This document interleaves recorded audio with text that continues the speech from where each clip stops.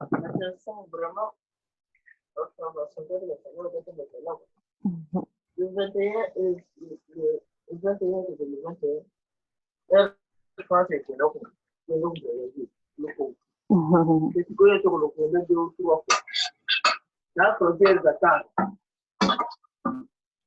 Boni bana akatakuto sa. Non, ça va rester ça.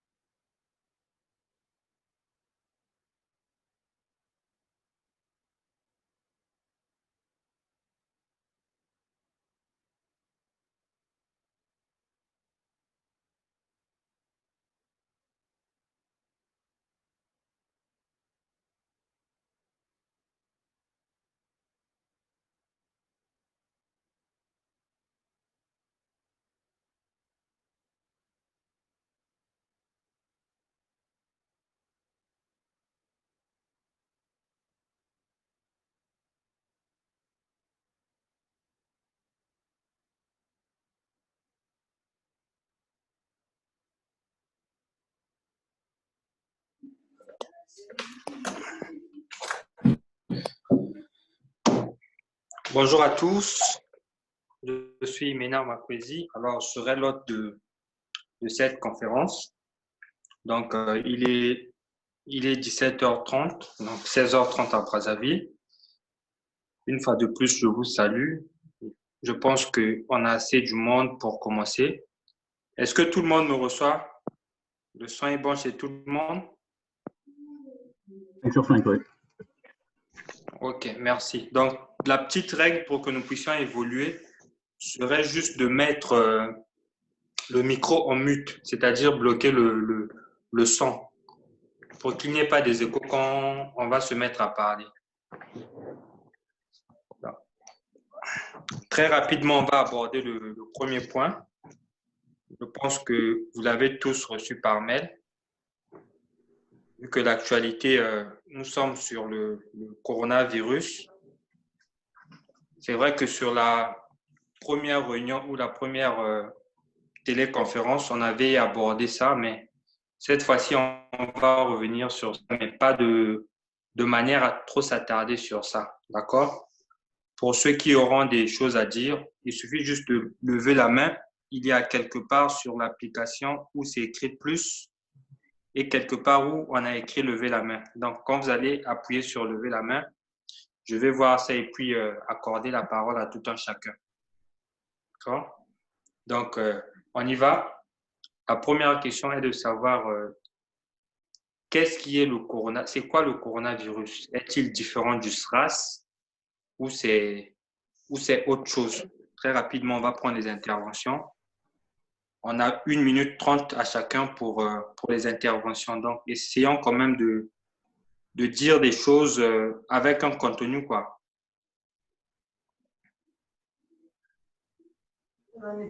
Ok. Pardon? Pou- J'ai du mal à voir qui a levé la main de mon côté. Gauthier, si tu peux m'aider. C'est Rolly Junior qui a la main levée. On va donc accorder la parole à Rolly. D'accord, super. Rolly Junior, tu as la parole. Merci. Bonjour. Donc moi, c'est Rolly Junior. Bonjour. Je voulais intervenir justement sur la première question, le coronavirus, le SRAS. En fait, le SRAS, c'est un type de syndrome de virus respiratoire aigu dont fait partie ce coronavirus. Donc, le Covid actuel, ce qu'on appelle le Covid-19, c'est de la famille du coronavirus, comme les coronavirus antérieurs, le MERS ou le SRAS, qui ont sévi en 2003 et en 2009. Donc, c'est le même type, sauf que c'est un sous-type, donc une autre souche. On peut dire une souche mutante. Donc, c'est ce qui fait qu'il a des caractéristiques. Donc, d'abord, les caractéristiques générales de tous les autres coronavirus, plus des caractéristiques qui lui sont propres, mais dont on ne maîtrise pas encore toutes les spécificités. Donc, c'est sur ça que je voulais attirer l'attention de tout le monde, de moi-même y compris, sur les spécificités non maîtrisées parce qu'on découvre tous les jours. Mais à la base, c'est toujours de la même famille que le coronavirus qu'on connaît, et donc les symptômes de la grippe qu'on connaît déjà depuis fort longtemps. La particularité, c'est sa virulence qu'on découvre parce que c'est très virulent. C'est sa façon dont il se contamine très rapidement et l'issue qui est fatale, qui peut être fatale dans certains cas. Merci. D'accord. Merci. Rolly, j'aimerais juste, pour une petite différenciation, on a remarqué que sur le SRAS, il y a eu plus de décès par rapport au temps où le SRAS a sévi. Mais on constate avec le coronavirus, depuis pratiquement le mois de décembre, on est à 150 000 morts. Est-ce que le virus n'est pas vraiment si dangereux que ça? Alors, merci. Alors, le virus est encore plus virulent que ça. L'avantage que nous avons, c'est que nous avons connu déjà d'autres épidémies de coronavirus, comme j'ai dit tantôt. Et donc, nous sommes partis plus vite dans la prise en charge, dans le sens qu'on avait déjà des bases, puisque la façon d'agir est la même. Donc, on sait comment ça agit, même si, bien sûr, il y a d'autres spécificités, mais grosso modo, on sait comment ça agit. Donc, on s'est déjà préparé d'une manière ou d'une autre. Donc, c'est pour ça qu'on va plus vite dans la prise en charge, dans la réactivité. Et c'est ce qui limite, en quelque sorte, le nombre de décès. Parce que vous avez remarqué que beaucoup de pays ont pris des mesures très rapidement. Même la Chine, où ça a commencé, a pris des mesures très rapidement parce que dans les bases de données, on sait comment cette famille de virus agit. Donc, c'est pour ça qu'on remarque une limitation dans les conséquences. D'accord. Merci pour ton éclaircissement. Est-ce qu'il y a une personne qui aimerait revenir sur ce point-là, mais très rapidement aussi, comme l'a fait notre cher Rolly? Moi aussi, tu peux voir les personnes qui lèvent la main, tu peux juste nous aider. Hein. OK. Non, mais je pense qu'il n'y a que Rolly qui a levé la main sur ce point. Donc, très rapidement, nous allons donc aborder peut-être le deuxième point. Alors, au départ de cette pandémie, il nous a été dit que c'est parce que les Chinois consommaient le pangolin qu'aujourd'hui, le virus est propagé. Donc, le deuxième point de notre discussion est de savoir plutôt, les humains peuvent-ils contracter ce virus à partir d'un animal? Les humains peuvent-ils contracter ce virus à partir d'un animal? Donc, sur ce point, nous avons besoin des intervenants. Lorsque je vérifie, nous n'avons pas de main levée. Donc, nous sommes sur le deuxième point qui consiste à savoir est-ce que les humains peuvent-ils contracter ce virus à partir d'un animal? À vous la parole.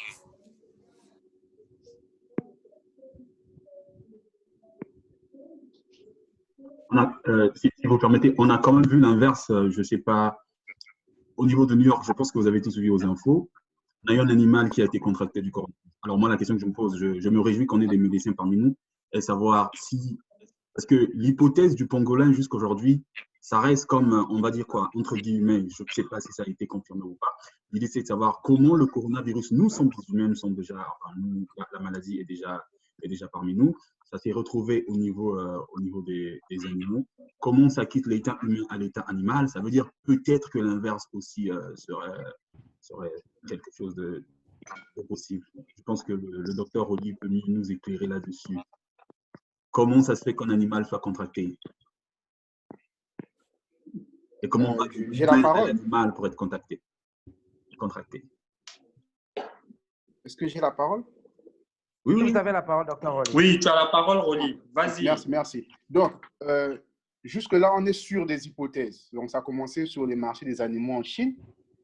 Alors, certaines hypothèses pensent que ce virus, donc le coronavirus, le Covid-19, le SARS-2, était un virus à l'origine animale. Alors, maintenant, normalement, ce n'est pas transmissible à l'homme, de l'animal à l'homme, normalement. Mais il y a des études qui disent qu'il y a eu une mutation du virus qui fait que le virus est maintenant capable de s'attacher à l'organisme humain. Parce qu'au départ, avant cette mutation, le virus n'avait pas cette faculté. Donc, maintenant, avec cette mutation, c'était parti du pangolin, bien sûr, mais du pangolin, ça ne pouvait pas passer directement à l'homme. C'est passé à un autre animal, donc première mutation. Et à partir de cet autre animal, ça a eu la faculté de s'accrocher aux facultés respiratoires de l'homme. C'est comme ça qu'il y a eu la transmission de l'animal, à l'origine, à l'homme. Maintenant, l'inverse, sur l'homme à l'animal, jusque-là, rien n'est prouvé. On dit que ce n'est pas possible que ça passe de l'homme à l'animal. Mais c'est bien possible que ça soit passé, c'est encore en hypothèse, de l'animal à l'homme. Voilà ce qui est sur ce point. Merci, docteur Oli, pour l'éclaircissement. Donc, à date, ce n'est plutôt que de l'animal à l'homme. Mais l'opération inverse est encore mitigée. Est-ce que quelqu'un d'autre aurait un point de vue sur ça, sur ce point?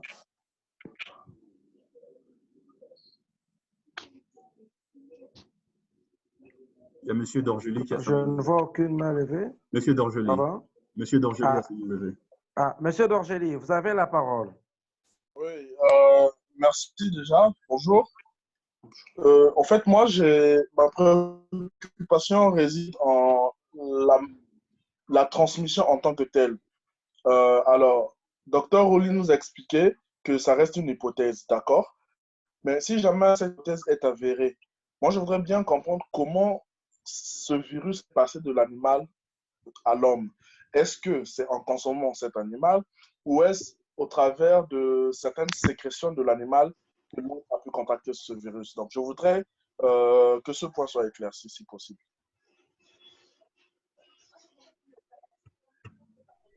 Docteur Oli, vous avez la parole.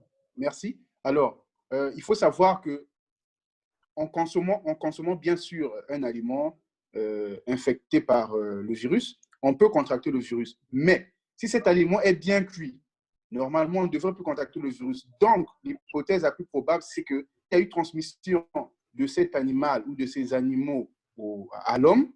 C'est dû par la sécrétion et la proximité avec ces animaux.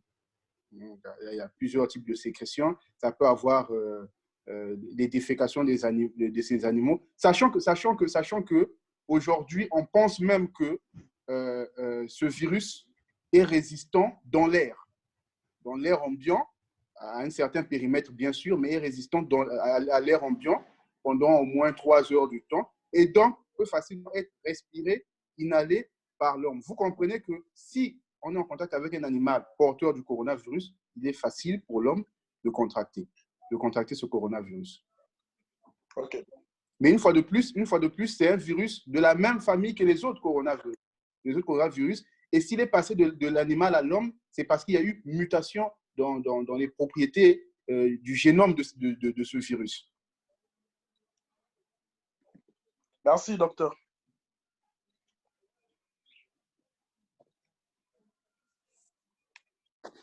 Merci.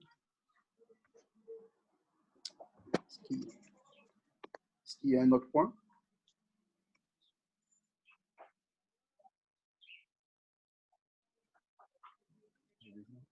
Allô? Oui, c'est bon. À moins qu'il y ait d'autres personnes veulent intervenir sur ce point? Oui, une autre personne. La difficulté que j'ai à mon niveau, je ne vois pas qui a levé la main. Est-ce qu'on peut juste faire ce signe-là sur l'écran, comme ça, c'est nettement mieux. Je vais voir parce que ça ne me signale pas. En tout cas, je viens de voir, il n'y a plus personne qui va intervenir sur ce point. Rapidement, nous allons passer par le troisième point. Est-il possible aujourd'hui de confirmer la transmission par les porteurs sains? Est-il aujourd'hui de confirmer la transmission par les porteurs sains? D'abord, nous voulons savoir c'est qui un porteur sain avant qu'une réponse nous soit donnée à cette question. Vous avez donc la parole. Nous voulons d'abord savoir c'est qui un porteur sain et ensuite, si quelqu'un peut nous dire s'il est possible aujourd'hui de confirmer la transmission par le porteur sain. Docteur Oli, vous avez la parole. Merci beaucoup. Alors, je disais, le porteur sain, c'est tout simplement un porteur asymptomatique, c'est-à-dire j'ai le virus en moi, mais je ne manifeste aucun signe. Donc, il est difficile de détecter, en tout cas cliniquement, que je suis malade. Donc, je me porte bien, mais j'ai la maladie. C'est ça un porteur sain. Maintenant, est-ce qu'un porteur sain peut contaminer? Oui. Et c'est même ça qui fait plus peur dans le Covid-19 actuel. C'est-à-dire que on ne va pas me faire de test parce que je suis sain et donc parce que je ne développe aucun signe de la maladie. Donc, on ne va jamais me faire un test. Donc, les gens ne vont jamais se méfier de moi, mais je suis contagieux. Alors, pourquoi je suis sain? Parce que mon organisme se défend bien face au virus. Donc, parce que le virus a été, on va dire, apprivoisé par mon organisme, donc moins virulent pour moi, mais ce qui ne sera pas le cas chez les autres. Et donc, moi, je suis sain, voilà, je n'ai pas de symptômes, je suis en bonne santé, entre guillemets, malgré le virus, mais facilement, donc par mes sécrétions, par les sécrétions, les postillons, les gouttes de salive, par le toucher, je peux contaminer les autres, mais eux, parce qu'ils ont un autre système immunitaire, vont développer cette maladie dans des formes qui peuvent être de bénignes, donc de légères à très graves.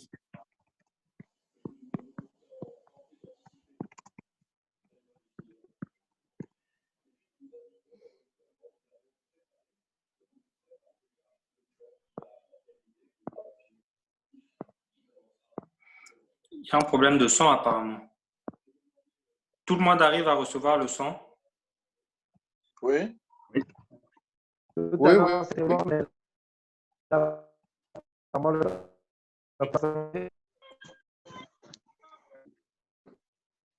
Oui, allô? Très bien.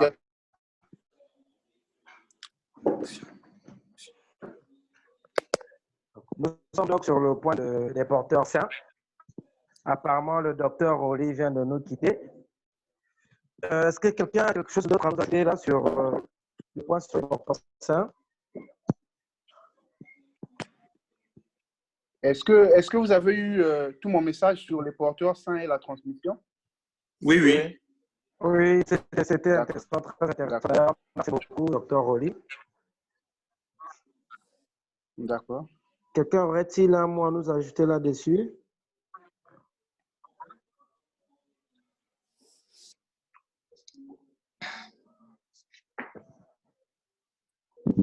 Bon, moi je pense, hein, parce que bonjour.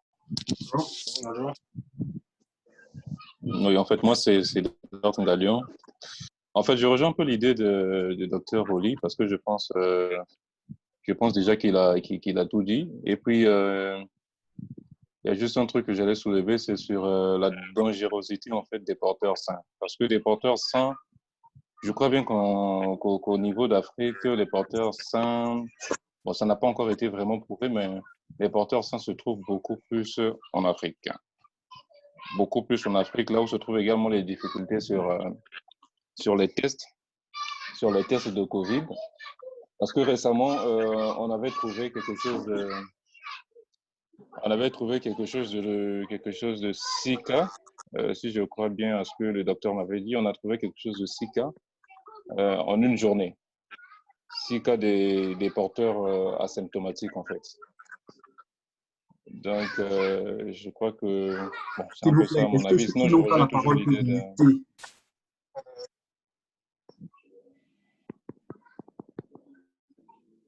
Oui, oui.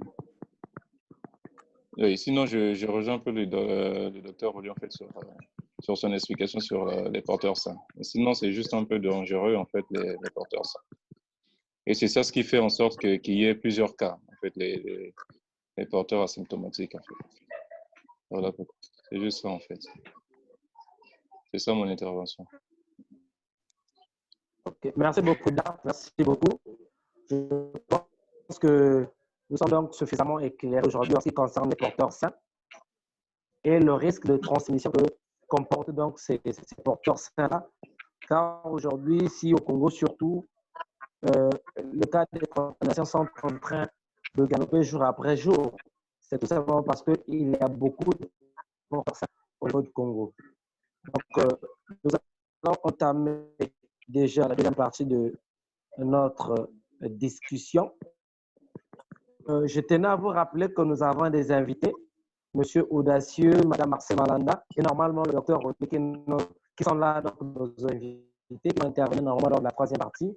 Mais il n'empêche que sur les points que nous sommes en train d'aborder, que nos invités déjà puissent intervenir. Nous allons donc actuellement passer sur l'état de lieu actuel de la pandémie au niveau mondial.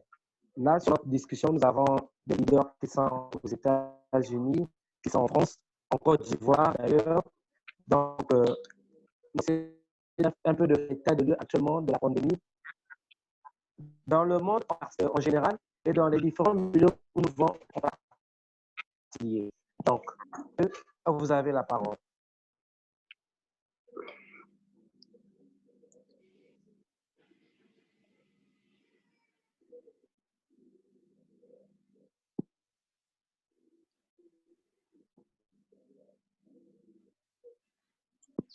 Donc, bonjour à tous.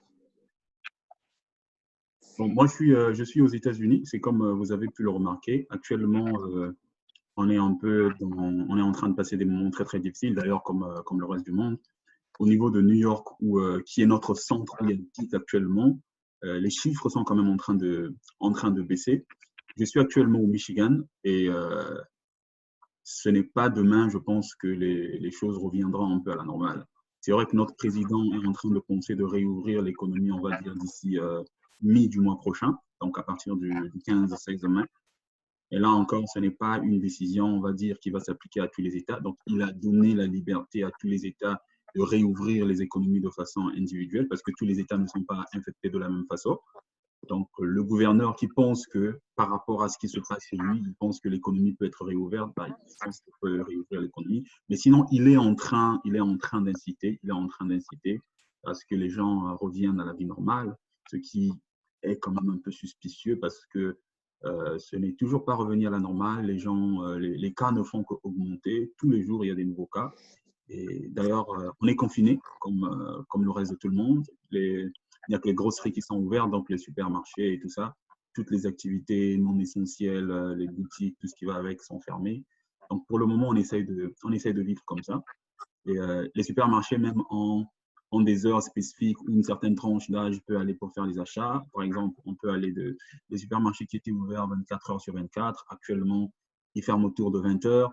Et tous ceux qui sont seniors, c'est-à-dire les vieux un peu du troisième âge, ils ont des heures spécifiques. On voit qu'il y a un effort qui est quand même là, qui est en train d'être fait.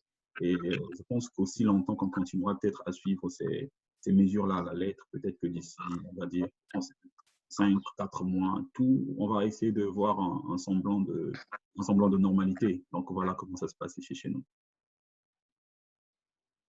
Merci Gauthier. Nous venons donc là d'avoir un état de lieu de notre leader qui se trouve au niveau des États-Unis. La parole est accordée à notre leader qui se trouve partout ailleurs, France, Côte d'Ivoire, Congo, Brazzaville.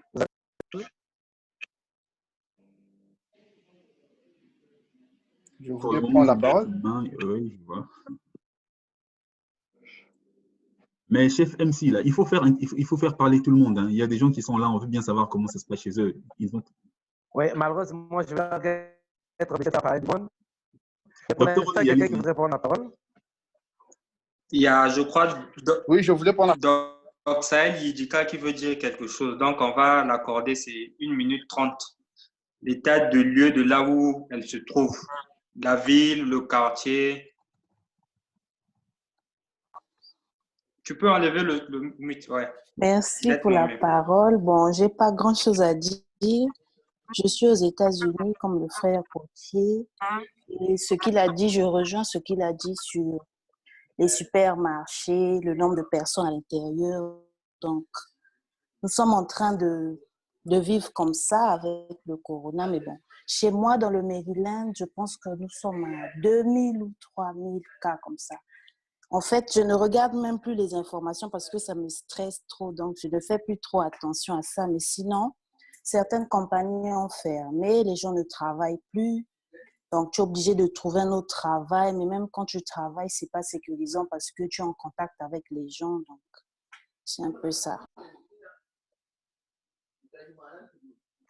Merci C'est tout ce que beaucoup, j'avais. cher leader. Merci beaucoup. Alors, leader d'Orgélie, pouviez-vous nous faire l'état de lieu de là où vous vous trouvez, s'il vous plaît? D'Orgélie Nzaou. Ok, merci pour la parole accordée. Alors, moi, je suis au Congo-Brazzaville, dans la ville de Brazzaville, dans l'arrondissement 7, à Filou. Nous vivons le confinement à la congolaise. Donc, il est vrai qu'il n'y a pas de transport, mais bon, les gens se déplacent, ils y vont à pied.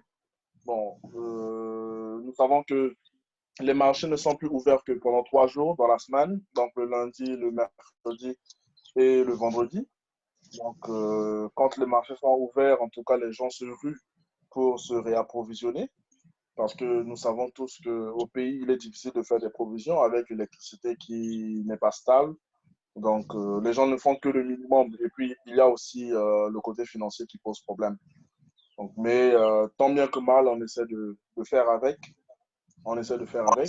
Et on reste à la maison, dans la mesure du possible, et on limite les sorties. Voilà, donc, d'après les dernières informations, au Congo-Brazzaville, nous sommes à 143 cas. Et j'ai suivi le dénombrement par rapport aux arrondissements. Donc, dans notre arrondissement, Philo, il paraîtrait qu'on est à 6 cas pour l'instant. Donc, voilà essentiellement ce que j'avais à dire par rapport à ce point. Merci. Merci beaucoup, leader d'Orgélie. Nous allons accorder la parole à leader Monica. Leader Monica Rosindana, si vous êtes avec nous, l'état de lieu de là où vous vous trouvez. Leader Monica, à vous la parole. Vous m'entendez? 5 sur 5. Oui, bonjour. Ben, moi, je suis en France, précisément à Paris, en Île-de-France, où se trouve, c'est le deuxième épicentre du coronavirus. Je peux pas trop résumer la situation extérieure parce que depuis le confinement, depuis le 14 mars, je suis à la maison. Étant donné que je suis enceinte, je peux pas trop sortir. Donc, pour résumer, on est à plus de 100 000 cas, voire peut-être on a dépassé les 150 000. On est à 17 000 morts, je crois, ou plus. Et on a une date du début de déconfinement, donc le 11 mai. Mais bon, comme l'a dit le président, ça va se passer progressivement pour ne pas alerter, pour ne pas qu'il y ait plusieurs personnes dehors en même temps.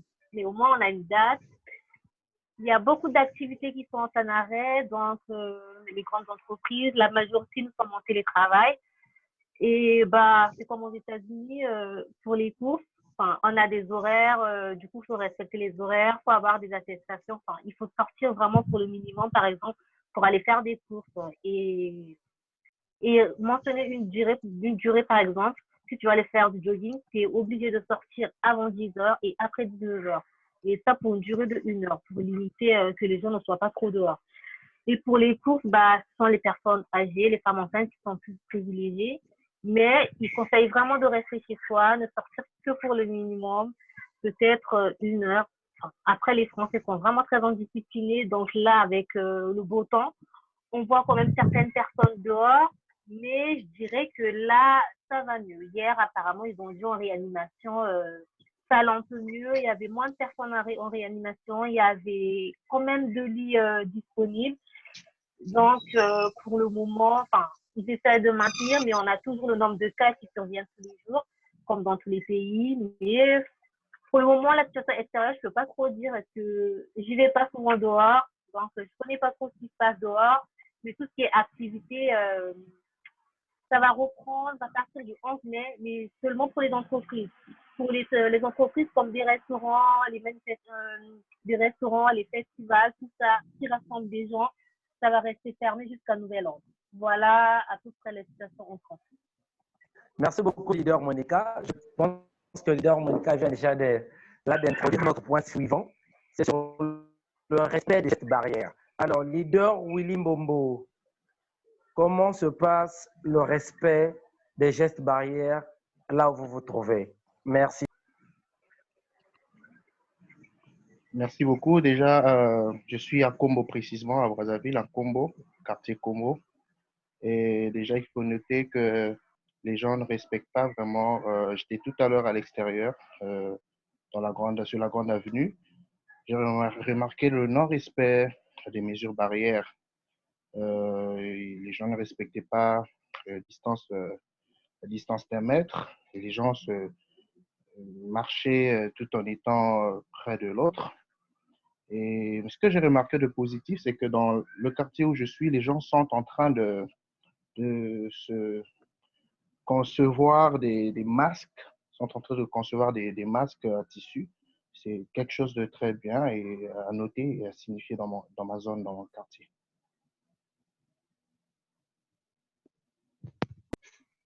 Merci beaucoup, leader Willy Mbombo. Leader Sinclair Lingange. Sinclair Lingange, leader. Nous sommes sur le respect des gestes barrières. Pouvons-nous savoir actuellement, est-ce que les gestes barrières dictés par l'OMS sont respectés chez vous? Nous voulons avoir un cher leader Sinclair Lingange.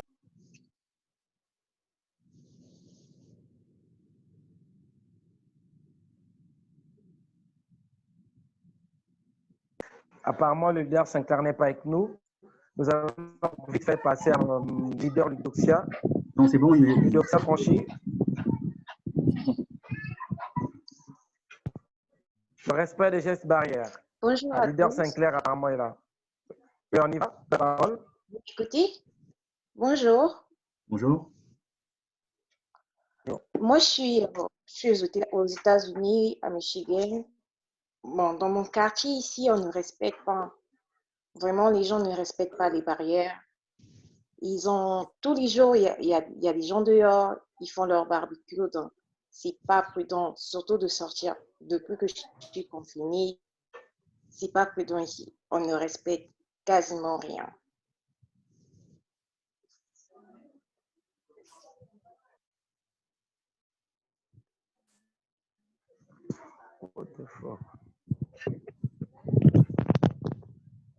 Bon, leader Franchi, vous avez toujours la parole. Hein?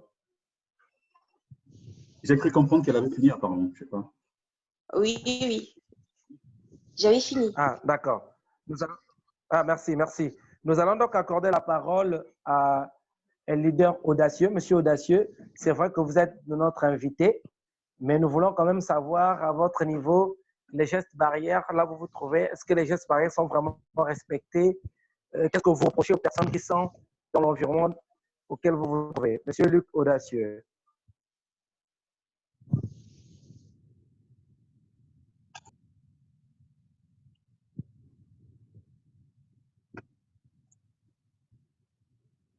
Monsieur Agnilé, vous pouvez juste enlever le mute là. On ne vous entend pas. Merci d'activer le son. Oui. Oui, c'est bon, vous m'écoutez là? Oui, oui, c'est bon. Oui, c'est Là, bon. c'est bon. Ah, d'accord. Bon, par rapport à ce qui se dit, tout à l'heure, il y a M. Willy qui vient de parler. Il est à Kombo. Moi également, je suis à Kombo. En tout cas, en ce qui concerne les mesures de barrières, c'est un peu vraiment difficile. C'est un peu difficile. Il y a d'autres qui essaient un peu de mettre en application, mais par contre, il y a d'autres, en tout cas, qui foulent au pied les mesures. Et donc, tout à l'heure, il venait de parler sur les masques, bavettes, disons. Nous avions un docteur avec nous ici. J'aimerais savoir, est-ce que les masques qui sont faits par nos couturiers sur place ici, on peut dire que ont vraiment la qualité chirurgicale comme on le dit. Donc, maintenant, au niveau Au niveau de mon quartier, en tout cas, je vous dis, c'est très, très difficile. C'est très, très difficile. Même moi, je suis, étant agent SNE, je suis astreint. Je suis astreint. En tout cas, ce qui se passe souvent quand nous passons, on voit des gens, surtout des jours où le marché est vraiment ouvert, on remarque ce qui se passe, c'est vraiment désolant. C'est vraiment désolant. Les gens ne respectent pas cela. Et donc, on est vraiment exposé à tel point que c'est vraiment dur, c'est vraiment difficile. Donc, si vraiment l'État n'arrive pas vraiment à mettre sévèrement l'application des mesures, on est vraiment dans une position pas bien. On est vraiment dans une position pas bien. Donc, voilà ce que je tenais à dire face à ce qui se passe actuellement suite aux mesures au niveau de mon quartier. Merci. Merci beaucoup, Monsieur Audacieux. Docteur Oli, Monsieur Audacieux avait une question pour vous. J'espère que vous l'avez noté. Et nous en profitons de vous accorder également la parole. Docteur Oli. Vous m'entendez? 5 sur 5. 5 sur 5. 5 sur 5, c'est parfait. Ok. Alors, donc, moi ici, je veux répondre à sa question. C'est une bonne question. Bon, moi, je suis au Maroc. J'exerce au Maroc. Bon, chez nous aussi, le nombre de cas augmente beaucoup. Nous sommes à près de 3000 cas. Mais les mesures barrières ici ont été mises en place très tôt. Et avec ordre de les respecter. C'est-à-dire que, bon, il y a toujours les surveillances policières régulières. Tout le monde est confiné, mais avec des autorisations de sortie. Donc, pour aller soit dans les supermarchés ou on peut aller en pharmacie, on doit montrer un papier d'autorisation visé par un responsable administratif. Donc, ce n'est pas un responsable administratif qui nous accorde l'autorisation d'aller faire des courses, de sortir, d'aller se rendre dans le cas, etc. Alors, sur les gestes barrières, grosso modo, ici, dans la ville que je suis, les gens les respectent beaucoup. Il y a toujours la distance. Ici, il y a obligation à tout le monde d'avoir un masque. Donc, tout le monde dans la rue, tous les citoyens ont un masque. La distance est respectée. Bon, la plupart des gens que je croise de temps en temps, tout ce qu'ils font, ils utilisent toujours un gel. En tout cas, l'État a mis des moyens ici. Alors, sur les masques, il faut dire que les masques les plus protecteurs sont des masques hospitaliers. Alors, leur protection active est de 3 heures. C'est-à-dire qu'après 3 heures de temps, on doit les changer. Vous comprenez que ça fait beaucoup. C'est-à-dire que s'il faut respecter ce principe, il faut en avoir plusieurs par jour. Donc, généralement, on utilise le même masque ou au maximum 2 masques par jour. Mais comme on ne peut pas donner ces masques-là à tout le monde, priorité aux patients malades, aux gens malades et au personnel qui sont. Donc, le MES a décidé de vulgariser des masques en tissu. Mais le masque en tissu a une protection extrêmement faible, voire nulle, en fait. Ça ne protège pratiquement pas. Mais dans la mesure où il peut avoir un petit pourcentage de l'ordre de 1 à 5% de protection, on se dit pourquoi pas. Mais on n'est même pas convaincu que ça protège, en fait. Donc, on a juste étendu ça par défaut parce que les masques protecteurs, donc les masques chirurgicaux ou hospitaliers, on ne peut pas en avoir en abondance parce que les personnes prioritaires sont les personnes malades parce qu'elles doivent être protégées pour ne pas transmettre le virus et les personnes qui vont les soigner. Ça, c'est la priorité. Pour le reste, comme la capacité de production de chaque pays en masques, vous voyez en France ou de partout dans le monde, il y a des difficultés d'approvisionnement en masques, bon, on est obligé d'étendre, quitte à avoir au moins une petite protection pour chaque individu. Mieux vaut mettre les masques en tissu, mais ne pensez pas que c'est une protection. C'est-à-dire que quand vous avez le masque en tissu, même 1 mètre et demi ou 1 mètre de distance avec une personne malade vous met en danger directement parce que la protection de ce masque est trop faible. Du masque en tissu, bien sûr. Merci beaucoup, docteur. Merci beaucoup. Il y a peut-être Ivan. S'il vous plaît, on va accorder la parole à Ivan. Je pense qu'Ivan est en train de faire des messages concernant les masques. Leader Ivan, allez-y. Vous avez des préoccupations ou bien vous avez d'ajout d'informations?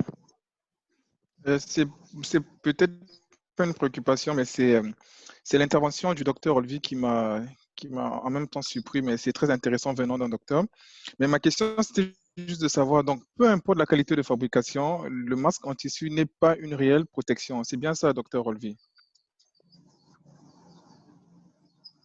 Alors, merci. Alors, le masque en tissu, parce que même les masques chirurgicaux dont on parle là, sont des masques en tissu. Le problème, c'est qu'ils doivent être homologués, donc certifiés conformes. C'est ça, certifiés conformes pour avoir la certitude de cette protection. Mais tant qu'il n'est pas certifié conforme, c'est-à-dire les masques en tissu dont on parle, dont on dit qu'on peut prendre n'importe quel tissu et faire un masque, ce sont des masques non homologués, c'est-à-dire non certifiés conformes à la protection de façon qualitative.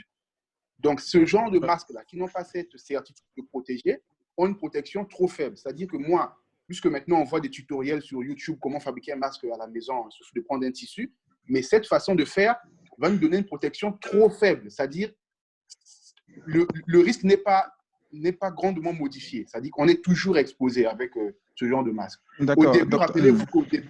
Au début, rappelez-vous que l'OMS et les grands experts disaient qu'il était interdit de mettre des masques en tissu non conforme parce que ça ne protégeait pas des gouttelettes d'un malade, par exemple. Ça ne protégeait pas.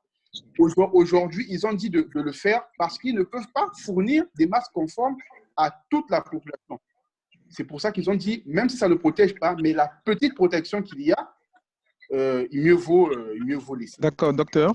Moi, je souhaite juste savoir, sachant que nous sommes en Afrique, bon, personnellement, je suis au Congo, et qu'on n'a pas peut-être la capacité de tester les masques en tissu comme certains pays le font. Qu'est-ce que vous préconisez? Tout simplement nous aider. Est-ce que j'ai vu des vidéos où il y avait des gens qui prenaient des sprays, ils étaient en train de pulvériser sur les masques.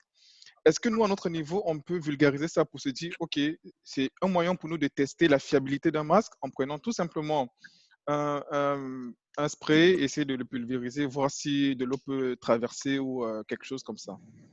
Qu'est-ce que vous préconisez peut-être pour nous pour tester la fiabilité d'un masque? Quand vous dites spray, c'est spray désinfectant ou n'importe quel spray pour voir si… C'est juste un tube, c'est une sorte de tube où quelqu'un peut mettre de l'eau et il essaie de pulvériser pour voir si le masque peut retenir cette eau. Alors, personnellement, bon, ça, c'est plus psychologique. C'est plus psychologique. Parce que il faut savoir que le masque, même les fameux masques certifiés dont on parle,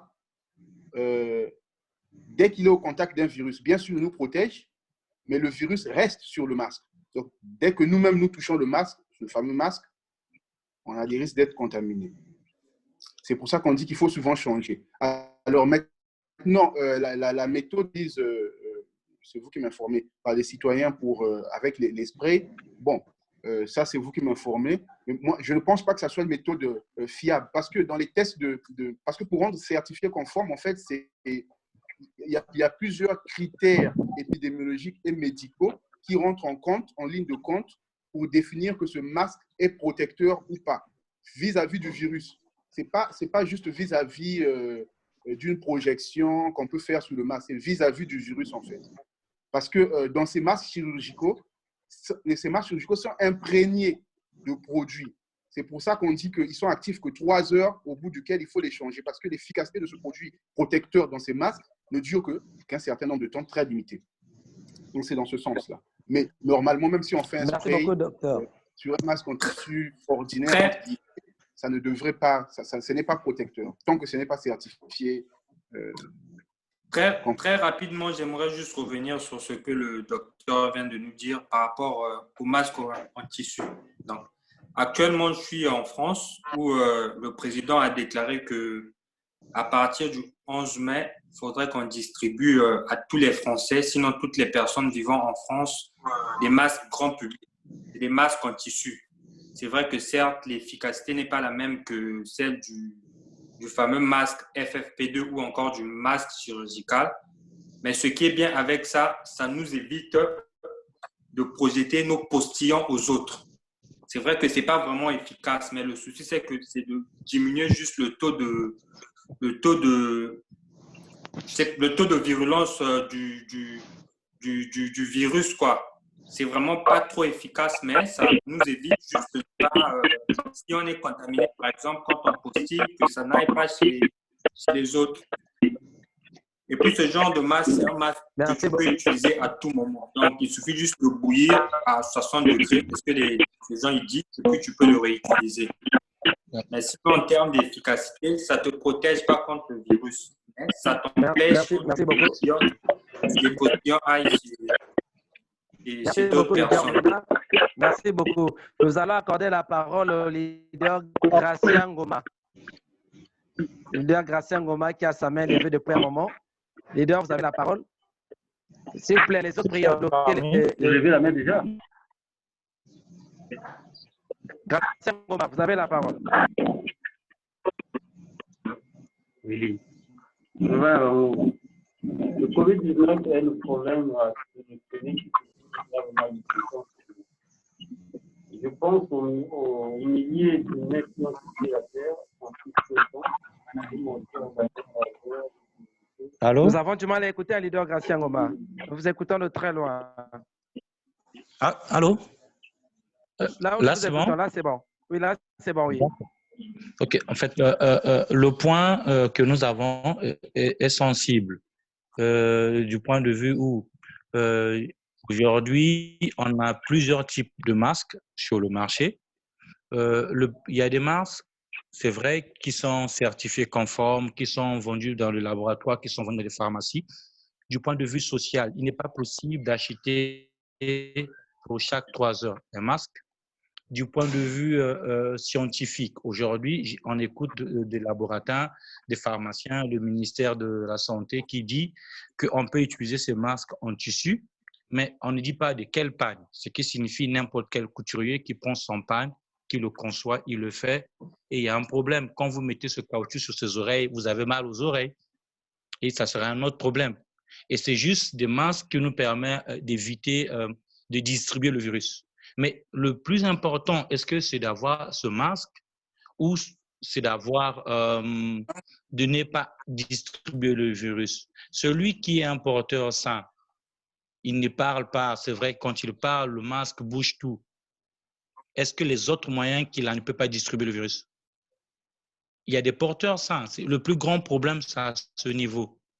Il porte son masque, c'est vrai, mais est-ce qu'il ne peut pas toujours distribuer le virus?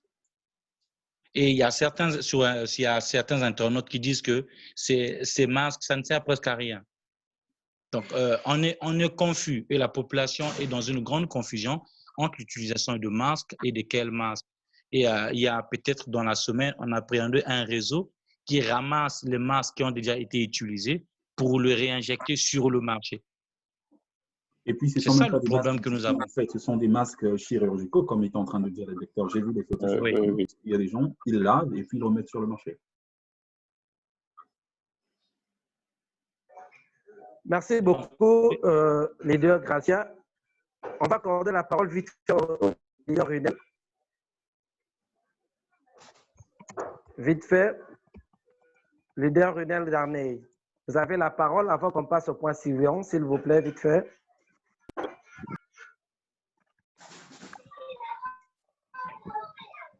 Leader Darnay, vous avez la parole.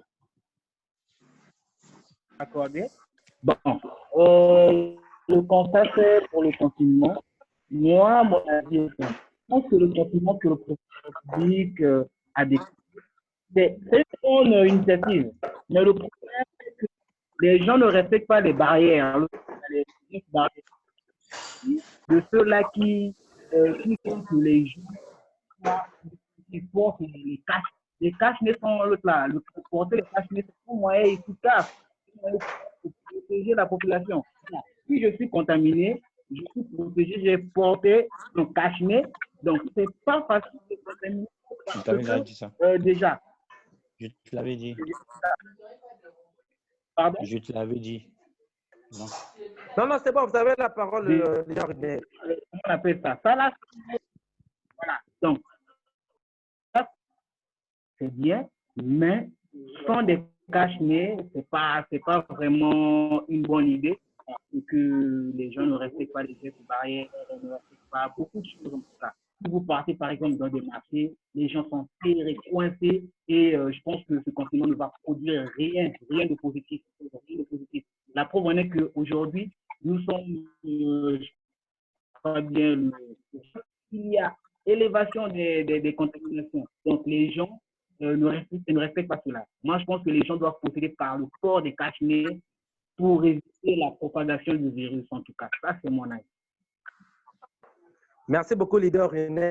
Alors, nous allons passer sur le point sur les mesures de confinement. Alors là, je pense que le leader Sinclair Mengangue par message. On y va sur les mesures de confinement. Au Congo, il y a une réalité sur le confinement. En France, aux États-Unis, on va donc essayer de prendre un peu les différents points sur les mesures de confinement. Nous allons donc commencer par le leader Sinclair.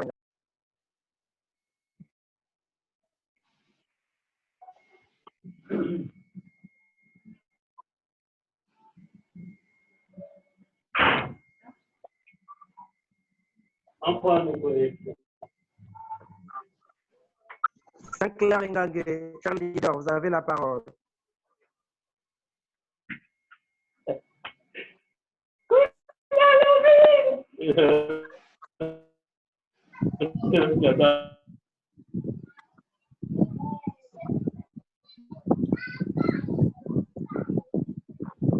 Allô? En tout cas, nous avons du mal à... Oui, là c'est bon, là c'est bon. Oui, je disais, j'aimerais que l'on parle un peu des mesures, de la dangerosité, en fait, des mesures du confinement sur les personnes économiquement fragiles. Allô? Ouais, c'est bon, Oui, nous recevons là, Sinclair. Vous pouvez y aller. Ah, c'est bon, j'ai fini. Ah, d'accord. Donc, leader Sinclair voulait que nous évoquions la question sur les mesures de confinement. La dangerosité de ne pas respecter les mesures de confinement. Nous allons accorder la parole au leader Jordi Toumou. D'accord. Jordi Toumou, vous avez la parole, cher leader. Ok, bonjour ou bonsoir selon que vous m'écoutez. Par rapport aux mesures de confinement, je pense qu'il est clair que les pays d'Afrique en général et les pays faibles en général ont le même problème, c'est-à-dire qu'on ne peut pas confiner ceux qui vivent d'une activité journalière. Ça, c'est une évidence. Mais malheureusement, nos systèmes de santé ne sont pas aussi efficaces pour prévenir les cas dangereux. Donc, nous ne pouvons pas, actuellement, la plupart des pays ont opté pour un semi-confinement, c'est-à-dire qu'il y a encore certaines activités qui peuvent se faire et je pense que c'est la mesure la plus viable en ce moment dans le cas du Congo parce qu'on sait que l'État ne peut pas investir autant de finances pour soutenir les foyers à problème ou les revenus instables. Donc, je pense que c'est la stratégie idéale de faire un confinement plus ou moins souple et d'accentuer la responsabilité individuelle. Et comme on a parlé tout à l'heure des masques, c'est vrai que ces masques en tissu sont faibles, mais essayer de motiver la production de ces masques avec un peu plus de rigueur et encourager ceux qui doivent survivre, parce qu'il y a des activités qui doivent se faire. Je suis en Chine et je sais que même la nourriture continue pendant la période du confinement. Ouais, donc ceux qui font l'agriculture, par exemple, et ceux qui vendent à manger doivent continuer à travailler. Bon, après, les autres, eux aussi doivent travailler dans la mesure du possible. C'est parce qu'au Congo, on n'a pas la possibilité de faire la livraison à domicile. Sinon, ça aurait permis beaucoup de choses. Je pense que c'est vraiment la meilleure méthode en ce moment, compte tenu de la situation. On ne va pas se mentir, on ne peut pas bloquer tout le monde dans les maisons. Ce serait risqué, trop risqué pour la société, trop risqué pour l'économie. Du moins, c'est mon avis. Merci beaucoup, leader Jordi Toumou. Quelqu'un d'autre pour nous apporter quelques éclaircissements sur les mesures de confinement? Oui, je voudrais prendre la parole. Vas-y. Alors, merci. Alors, rapidement, je voulais dire que j'ai vu les questions écrites là. Je voulais dire qu'il faut savoir que ce virus est très dangereux. Il ne faut pas sous-estimer. Hein. C'est très dangereux. Effectivement, les masques en tissu, même si on remet en cause la protection, mais c'est plus dans le sens que moi qui me porte ce masque en tissu, je n'ai pas la capacité et vice-versa. Donc, il faut respecter les gestes barrières. C'est très important. J'ai vu une question sur est-ce que le savon qu'on utilise habituellement, oui, effectivement, le savon est très efficace. Pourquoi? Parce que dans la composante de ce virus, il y a une forte composante graisseuse dans ce virus, d'après les analyses qui ont été faites au laboratoire. Donc, le savon, ça tue rapidement le virus, savon ou de javel, gel désinfectant. Je voulais revenir aussi sur l'intervenant précédent qui a parlé de livraison à domicile. En fait, il faut se méfier des livraisons à domicile. Pourquoi? Parce que la personne qui vous prépare de la nourriture et qui vient vous la livrer, vous ne savez pas quelles sont les précautions qu'elle a prises. Parce que le virus là est très contagieux. Donc, vous ne savez pas quelles sont les précautions qu'elle a prises. Et donc, ça serait dommage que chez vous, vous preniez des grandes précautions et que quelqu'un vienne vous livrer le virus. Donc, c'est pour ça qu'il est mieux que vous-même, vous fassiez vos petites courses et qu'avec toutes les mesures sanitaires, les règles d'hygiène que vous respectez, que vous fassiez vos petits plats chez vous à la maison. Parce que personnellement, je trouve que c'est trop dangereux d'accepter une nourriture venant de dehors. Parce que vraiment, on ne sait pas, parce qu'avec la période actuelle, chacun doit être très, très vigilant. Bon, maintenant, je reviens donc aussi rapidement sur la question sur les mesures sanitaires appliquées dans certains pays africains. Effectivement, c'est très difficile d'appliquer les gestes barrières à Brazzaville ou dans d'autres pays sud-sahariens parce que bon, la promiscuité, la proximité, telle que, en tout cas, c'est extrêmement difficile de confiner les gens à la maison. Parce qu'il y a beaucoup de chômeurs et ainsi de suite. Mais le problème, c'est juste de respecter, c'est difficile aussi de respecter les gestes barrières, mais un masque, un gel hydroalcoolique, tout ce qu'on touche doit être nettoyé, tout ce qu'on achète, même au supermarché, quand on arrive à la maison, doit être nettoyé. Pourquoi? Parce que même un pot de yaourt qu'on achète au supermarché doit être nettoyé. Pourquoi? Parce qu'on sait qu'au supermarché, dans les étals, il y a plusieurs personnes qui arrivent, tiennent un produit, bon, ça ne lui plaît pas, il remet. Mais il a tenu, c'est ça le problème. Il a tenu avant de remettre sur le rayon. Moi, je passe, je viens prendre. Combien même je dois ouvrir pour manger, mais le fait que j'ai tenu le même pot ou bien le même objet, je dois d'abord nettoyer. En fait, c'est des règles qu'on doit avoir, qu'on n'avait pas l'habitude d'avoir en temps normal, mais on est vraiment obligé d'avoir en temps de coronavirus parce que c'est très dangereux. Il ne faut pas sous-estimer la dangerosité, c'est très difficile. Merci. Merci beaucoup. Alors, nous allons passer au point suivant. Quel est l'apport des différents dons et aides externes ou extérieures sur la lutte contre cette pandémie? Pensez-vous que les dons et les aides qui viennent d'ailleurs ou encore des autochtones permettent aux pays qui sont les nôtres pour lutter contre le Covid-19? Vous avez la parole. Doxaël Idika, leader Doxaël Idika, l'apport des dons et aides dans la lutte contre le Covid-19.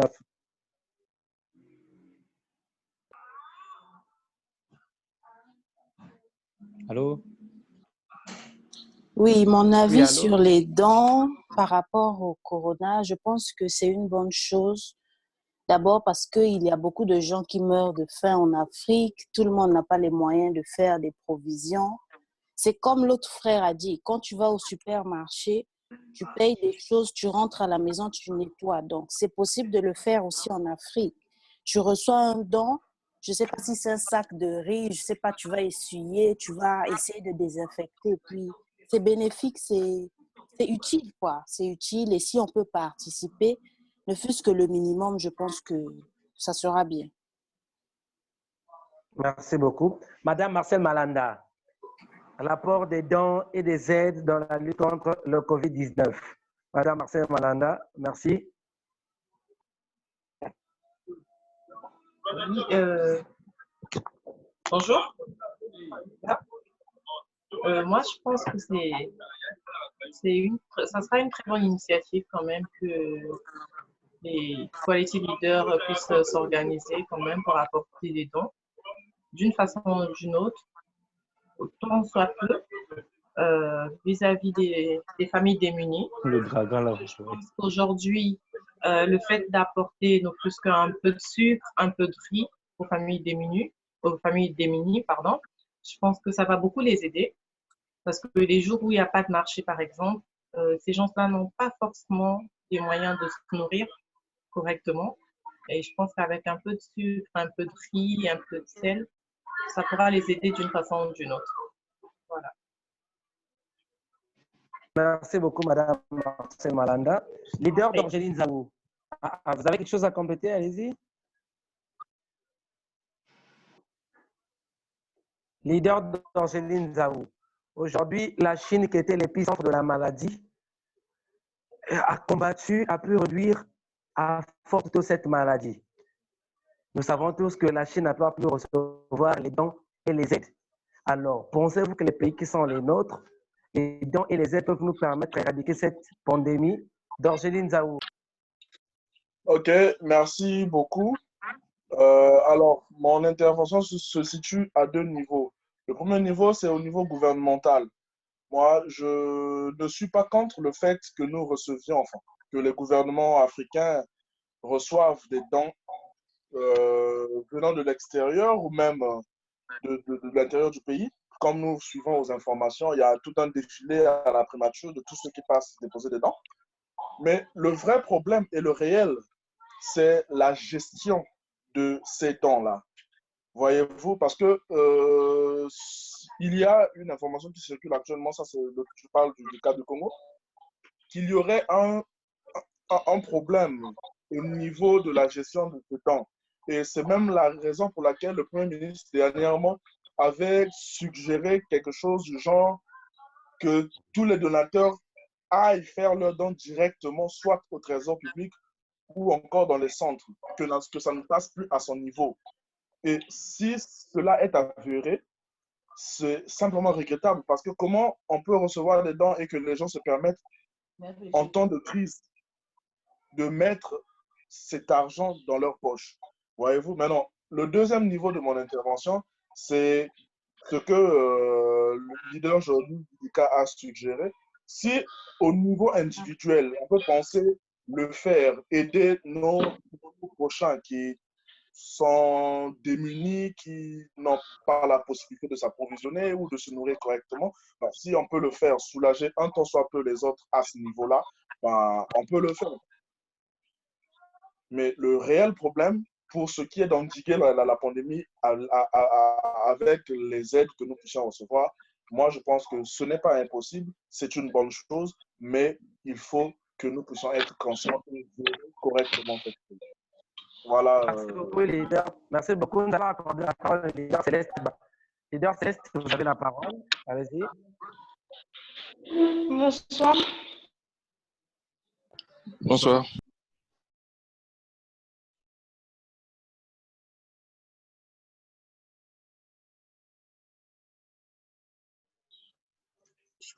Leader Céleste, vous avez la parole. Leader Céleste Batomene. Je crois qu'elle a disparu. Je l'ai connectée. Apparemment, elle nous a quittés. Gracia Ngoma, vous voulez compléter quelque chose sur les apports des dons et aides?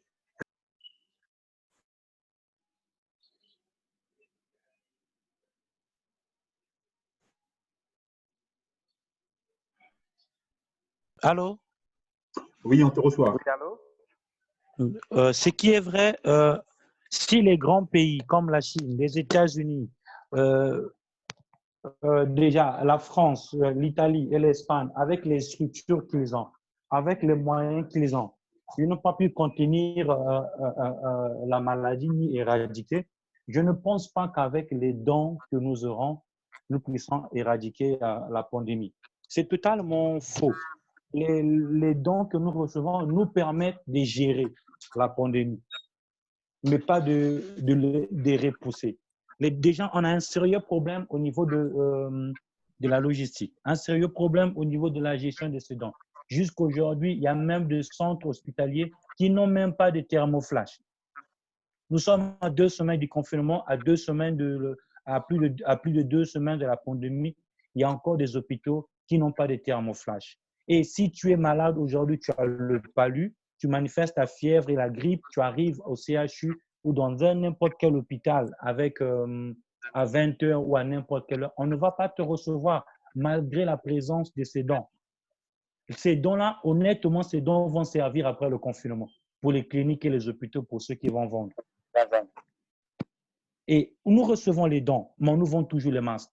J'ai suivi la dernière fois, la semaine passée sur Vox, l'homme d'affaires Bouka qui va vendre les masques en tissu à 2000 francs. Les autres masques sont vendus à 500 francs. Les seaux d'eau qui sont placés à gauche et à droite, ça va nous servir pendant juste comment il faut gérer la pandémie. Mais rien ne va enlever cette pandémie. Il n'y a qu'une seule solution que moi, je peux dire que si on utilise cette solution, ça pourra éradiquer la pandémie, c'est la prière. La prière a démontré son efficacité dans toutes les pandémies, dans toutes les guerres, dans toutes les situations les plus difficiles. Les médecins ont peur de toucher les patients. Même avec les moyens que nous avons, comment allons-nous éradiquer une pandémie? Le médecin a des combinaisons, il a tout, mais il a peur de toucher le patient. Il va éradiquer quoi? Aucune maladie. Je peux vous donner juste une preuve de cette assurance dont je parle. Il y a un monsieur qui a eu le Covid-19 en France et on m'a appelé pour me dire « Ah, c'est un problème de famille, viens prier pour nous parce que ce papa-là, on vient de l'évacuer à l'hôpital en France. » Il arrive à l'hôpital, il n'y avait pas de prise en charge, on gère les gens comme ça, comme vous savez, en France. Il était sous oxygène, sa sœur a demandé s'il pouvait parler. J'ai dit à ce monsieur, votre cas est différent parce que vous avez choisi de faire confiance à Jésus. Les médicaments qu'on va vous donner, ça va contribuer, mais votre cas est différent. Il a été évacué dimanche, il est rentré jeudi, il est sorti dimanche. J'ai prié avec lui, je lui ai présenté l'assurance. Cette maladie ne transporte que la peur de la mort. Et quand tu as la peur de la mort, ça te paralyse, tu ne fonctionnes plus bien. Tu penses déjà après toi. Et malgré les moyens que nous avons, aucun pays jusqu'à aujourd'hui où on a cité qu'on a éradiqué la pandémie. La Chine, c'est vrai, la Chine a essayé de traiter le problème, mais on a eu qu'il y a eu des rebondissements. Les cas qui étaient guéris reviennent encore positifs. Donc la pandémie va et revient. Merci, je ne pense pas que ce... Merci beaucoup. Merci beaucoup, leader Christian Thomas. C'est très enrichissant. Alors, parlant de prière, je vois que le leader Willy Mbombo vient de lever la main.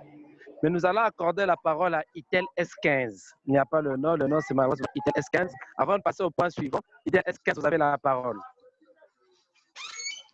Ah oui, je m'excuse, je suis dans la rue parce que je cherchais la connexion. Itel S15, c'est bien Runel. J'aimerais bien intervenir concernant ce que le leader Ngoma a dit, concernant la prière. Oui, la prière, c'est une bonne chose, mais il faut savoir que Dieu a donné à chacun de nous la sagesse, l'intelligence. Quand il y a l'intelligence, donc cela nous permet de, comment on appelle ça? Si Dieu a créé l'homme et qu'il y a des gens qui se sont convertis en docteurs, c'est parce que Dieu a donné l'intelligence à tout un chacun pour se protéger. Si nous prions, mais on peut prier, mais n'oublions pas ou n'ignorons pas les mesures édictées par l'État ou encore pour se protéger. Il y a la prière, oui, mais les mesures sont très, très importantes parce que Dieu a donné à chacun de nous la sagesse, l'intelligence pour pouvoir se protéger. Dans la Bible, il est écrit même, il y a la Bible qui est comment on appelle ça, notre dictionnaire ou encore le livre mère, qui dit qu'on ne peut pas tenter le diable. On tente pas le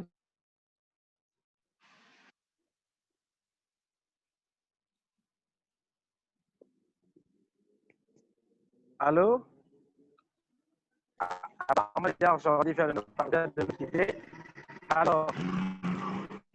parlant de la prière, nous avons tous lu sur les réseaux sociaux, vu sur les différents médias, que les rassemblements également chrétiens comme musulmans ont contribué à la propagation de ce virus.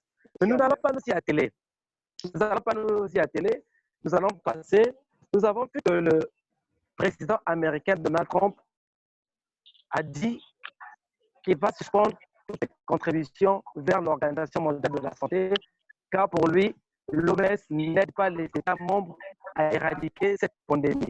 Chers leaders, quel est votre avis sur le rapport de l'OMS concernant le combat contre le Covid-19? Docteur Oli, nous allons commencer à vous. Merci beaucoup pour la parole. Alors, sur ce point, j'aimerais dire que, bon, le point de vue du président américain d'avoir coupé l'aide à l'OMS, bon, c'est son point de vue. Je comprends que l'OMS a réagi un peu tard parce que la pandémie a commencé en Chine. Après, la pandémie a commencé en Chine, a commencé à prendre de l'ampleur et l'OMS a réagi que très tardivement. Vous vous rappelez qu'au début, l'OMS changeait beaucoup de position. Il donne une mesure, le lendemain, il dit non, ne faites plus ça, on fait ceci. Je comprends que ça peut agacer, ça peut énerver.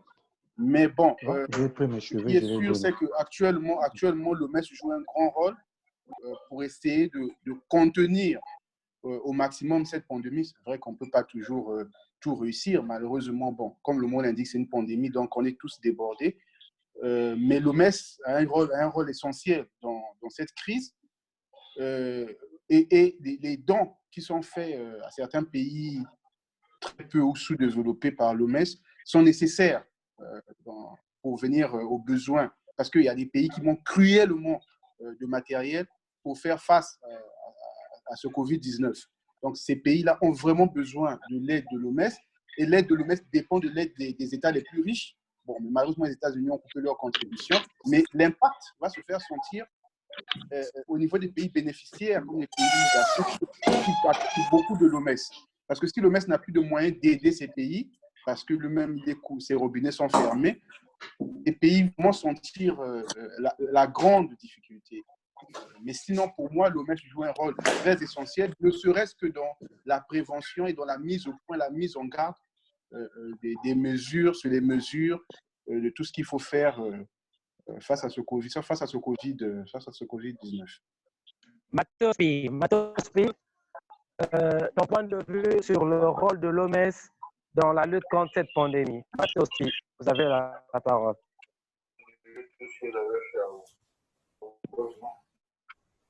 Mais heureusement que je suis intelligent, petit, c'est pas comme quoi.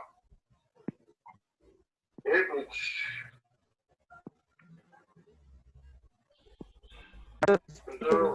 apparemment,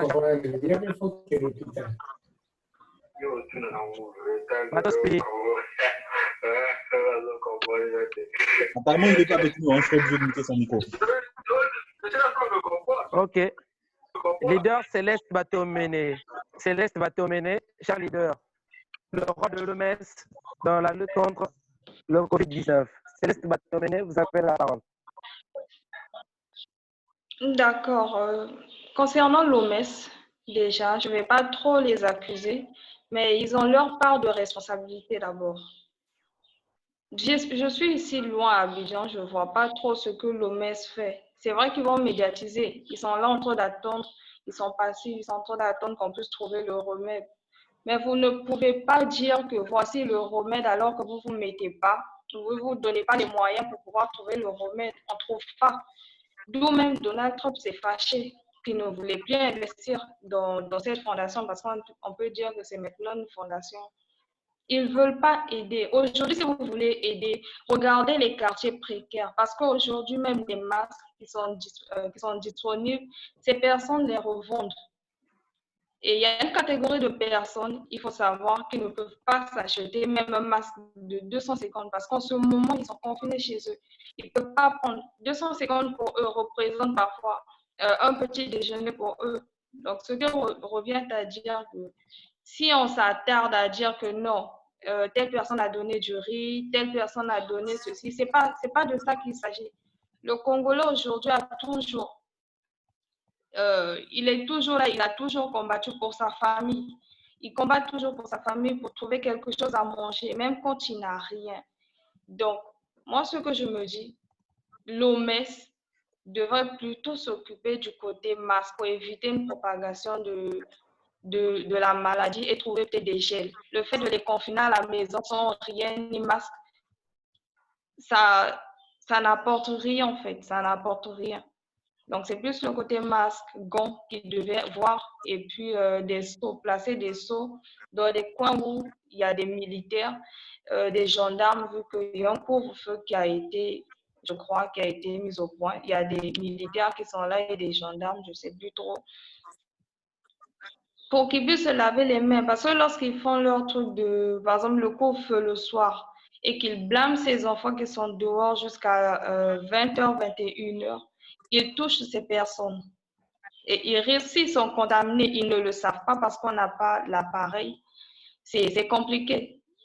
Ils sont porteurs de maladies, mais ils ne savent pas. Là, ça devient plus grave que ça. Donc, trouver du matériel, trouver des gants, trouver des masques, c'est tout ce qu'on vous demande. Le manger, déposer un sac de riz dans des orphelinats, ça, on n'en a pas besoin.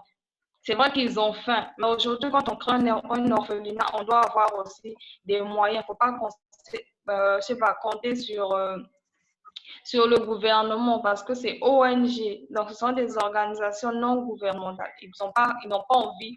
S'ils veulent, ils vont donner. S'ils ne veulent pas, ils ne vont pas donner. Donc, il ne faudrait pas attendre que ces enfants meurent de faim pour faire appel au président et tout le reste.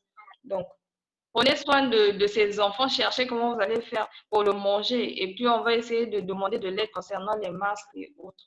Donc, je me dis que ça sera ça, le côté, la responsabilité du Merci. Merci beaucoup, leader Céleste.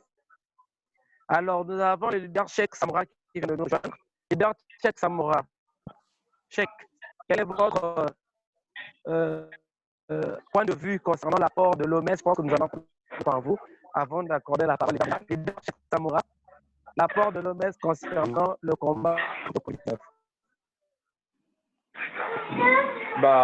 Bonjour à tous. Bonjour. Est-ce que vous... En fait, on a avec Céleste, comme moi, je suis né, j'ai grandi dans un quartier sud de en fait, là-bas, on sait très bien qu'il y a certaines personnes qui vivent du jour au jour, qui se nourrissent du jour au jour. Donc, dès lors qu'ils travaillent aujourd'hui, c'est pour avoir un peu d'argent afin de se nourrir d'eux-mêmes. Et là, actuellement, avec le moment, c'est vraiment difficile pour eux. Et si on peut apporter, c'est vraiment, ça sera quelque chose de très bien. Parce que surtout dans les quartiers sud, c'est un quartier où il y a des gens qui sont vraiment pauvres, qui n'ont pas souvent de quoi manger. C'est un peu difficile. Et puis, ce sont des grandes familles. Ici, on peut venir trouver au moins un moyen afin de pouvoir les aider. En ce temps de confinement, ça sera vraiment exceptionnel. Au point de vue. Okay. Merci beaucoup, leader Cheikh. Alors, cher leader, le Premier ministre, au début de cette crise, une question lui avait été posée concernant les étudiants congolais en Chine. Est-ce qu'il y avait une possibilité de rapatriement de ces étudiants ou ce n'était pas possible? Le Premier ministre avait bien dit qu'il n'était pas possible de rapatrier les étudiants congolais en Chine. Mais l'État devait les soutenir pendant la lutte contre cette pandémie en envoyant 200 millions. Alors, nos confrères congolais ou non-congolais qui est à l'étranger, comment vivez-vous cette pandémie à l'étranger? Car nous savons que là-bas, quand vous arrivez, vous êtes étranger, vous devez sortir, vous devez aller étudier pour certains, travailler pour d'autres. Comment faites-vous pour vivre pendant cette période de pandémie à l'étranger? Vous avez la parole.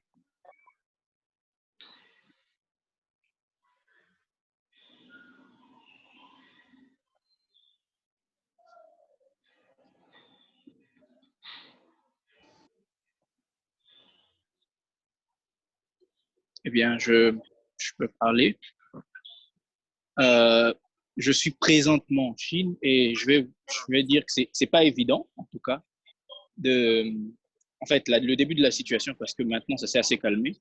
Au début, c'était difficile parce qu'on avait affaire à des cas graves, des gens qui ne pouvaient pas sortir et qui n'avaient plus grand-chose. Notamment nos frères qui étaient à Wuhan, c'était difficile. Certains d'entre eux nous ont fait part parce qu'on a une communauté active. Ils ont fait part de leurs soucis et dans la mesure du possible, on a pu les aider. Mais il faut reconnaître que déjà, sur ce point, nous avons été abandonnés à nous-mêmes. C'est vrai que l'aide avait été déclarée, mais il est arrivé quelque chose d'un mois après.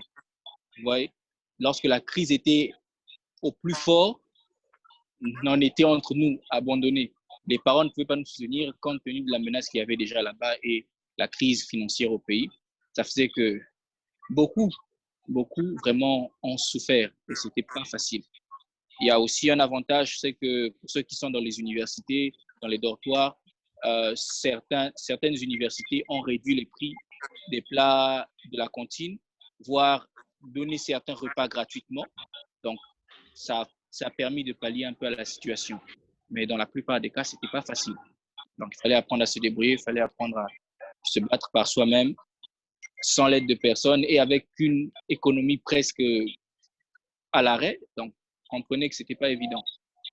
Du point de vue des mesures de sécurité, il faut reconnaître que la Chine nous a mis en sécurité extrême. En tout cas, c'est ce qui permet de constater que sur tout l'étendue du territoire chinois, il n'y a pas eu assez de cas d'étudiants étrangers malades, excepté celui du Camerounais qui a été d'ailleurs très vite soigné. Donc, c'est un peu l'avantage que nous avons eu ici. Merci, leader Jordi. Là, nous venons d'avoir là un point de vue d'un Congolais qui est en Chine.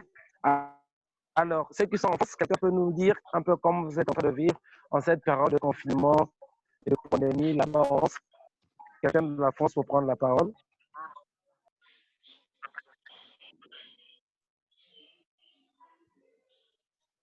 Ceux qui sont où? Leader, Amour, on ne t'a pas bien entendu, tu disais? Je disais, là, nous venons d'avoir l'apport de Jordi depuis la Chine. Alors, ceux qui sont en France, comment vivez-vous cette pandémie-là? Comment vous avez donc organisé vos différentes activités? Dites-nous un peu votre mode de vie en cette période de confinement là-bas en France.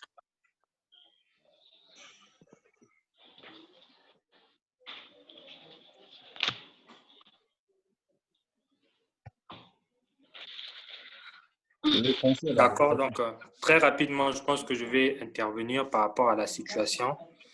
C'est vrai que ça fait un moment où pratiquement il n'y a plus d'activité, donc il n'y a pas moyen de faire un petit quelque chose.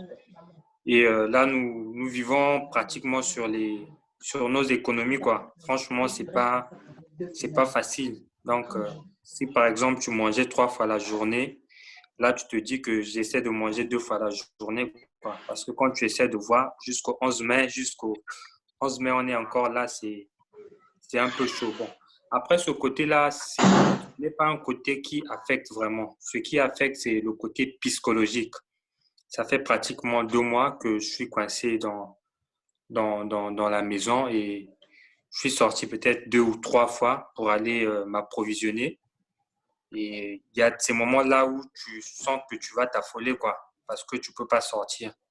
Pas plus tard que hier, heureusement que j'étais allé acheter quelque chose là. Devant mon immeuble là, on avait collé une amende à 2 personnes. Donc, on les avait collé une amende. C'est ce que je peux dire. Hein. Franchement, c'est pas facile, surtout au niveau économique. Merci beaucoup. Merci beaucoup, les gens. Alors, avant que nous allons au troisième point de notre discussion, nous allons d'abord apporter la parole au leader Mbungu. Leader Mbungu, au regard de tout ce qui vient d'être dit, est-ce que vous avez un complément d'information? Est-ce que vous avez une question particulière? Parce que depuis le début de notre discussion, le leader Mbungu n'a encore rien dit. Leader Mbungu, vous avez la parole. Oui, bonjour à tout le monde. Je suis en France, précisément à Bordeaux. Moi, par contre, contrairement à mon frère qui est aussi en France, mais peut-être en région parisienne, moi, je suis en résidence Crous et de bien avec les étudiants qui sont en résidence Crous. Les résidences Crous sont des résidences universitaires. Donc, nous recevons une aide alimentaire de la part du Crous. Et chaque fin de semaine, il y a les agents de Crous qui nous apportent de tout ce qui est à manger, quoi, eau, gel de douche, shampoing, vraiment tout ce qui est nécessaire pour pouvoir passer la semaine. Bon, mais quant au confinement, bon, chacun de nous essaye de respecter le mieux, de son mieux. D'un point de vue, on est au campus, la proximité avec d'autres étudiants, ça ne manque pas. On est toujours tenté d'aller voir l'autre qui se trouve dans la chambre d'à côté, question de le saluer, prendre un peu de ses nouvelles. Aussi, ça permet aussi de marcher un peu parce que passer toute la journée cloîtré dans sa chambre, ce n'est pas vraiment facile. Bon, mais après, on vit comme ça, au fur et à mesure, avec le temps, on s'habitue, quoi. Merci beaucoup pour ces précisions. Donc, vous qui êtes au campus, nous osons croire que vous êtes très bien comparé à ceux qui sont en location. Docteur William Gomaling ici, avant d'accorder la parole à nos invités, William Gomaling ici, est-ce que vous avez quelque chose à ajouter par rapport à ce qui a été dit? Je vais rapidement pour ma part remercier tous ceux qui ont intervenu. Ils ont bien voulu faire part de leur expérience.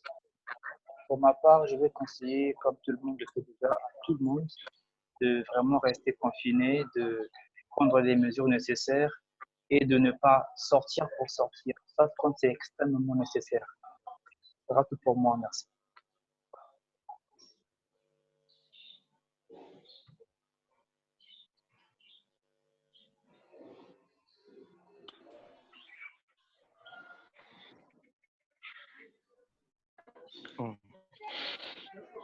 Allô? Allô? Oui, très bien. Alors, malheureusement pris par le temps, nous allons donc Monsieur Luc Audacieux Agnelé de nous parler un peu de la structure Langue Riche, qu'est-ce qu'ils font exactement et surtout quel est l'apport de Langue Riche face au combat contre le Covid-19.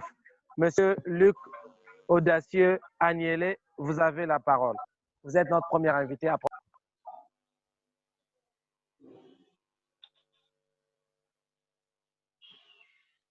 Allô? On vous reçoit 5 sur 5, monsieur Luc Audacieux. Ah, d'accord.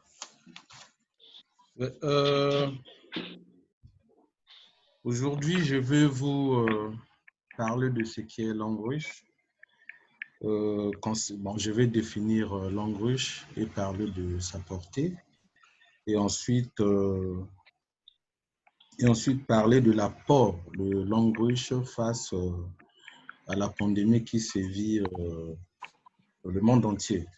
Et donc, Langue Riche, c'est une société qui a son siège en Chine et créée en 1986 par un entrepreneur chinois. Et donc, basée dans la fabrication des produits par des plantes 100% naturelles. Alors, en termes de portée, je peux vous dire que Langue Riche, c'est une société multinationale.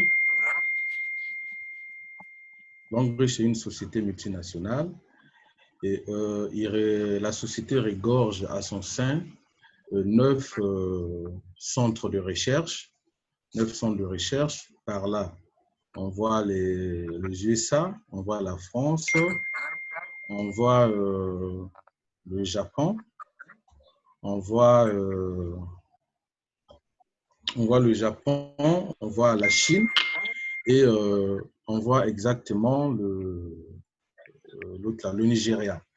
Bon, je ne sais pas, il y a interférence là. Je voulais au moins partager, au même temps que je parle, je voulais partager les images.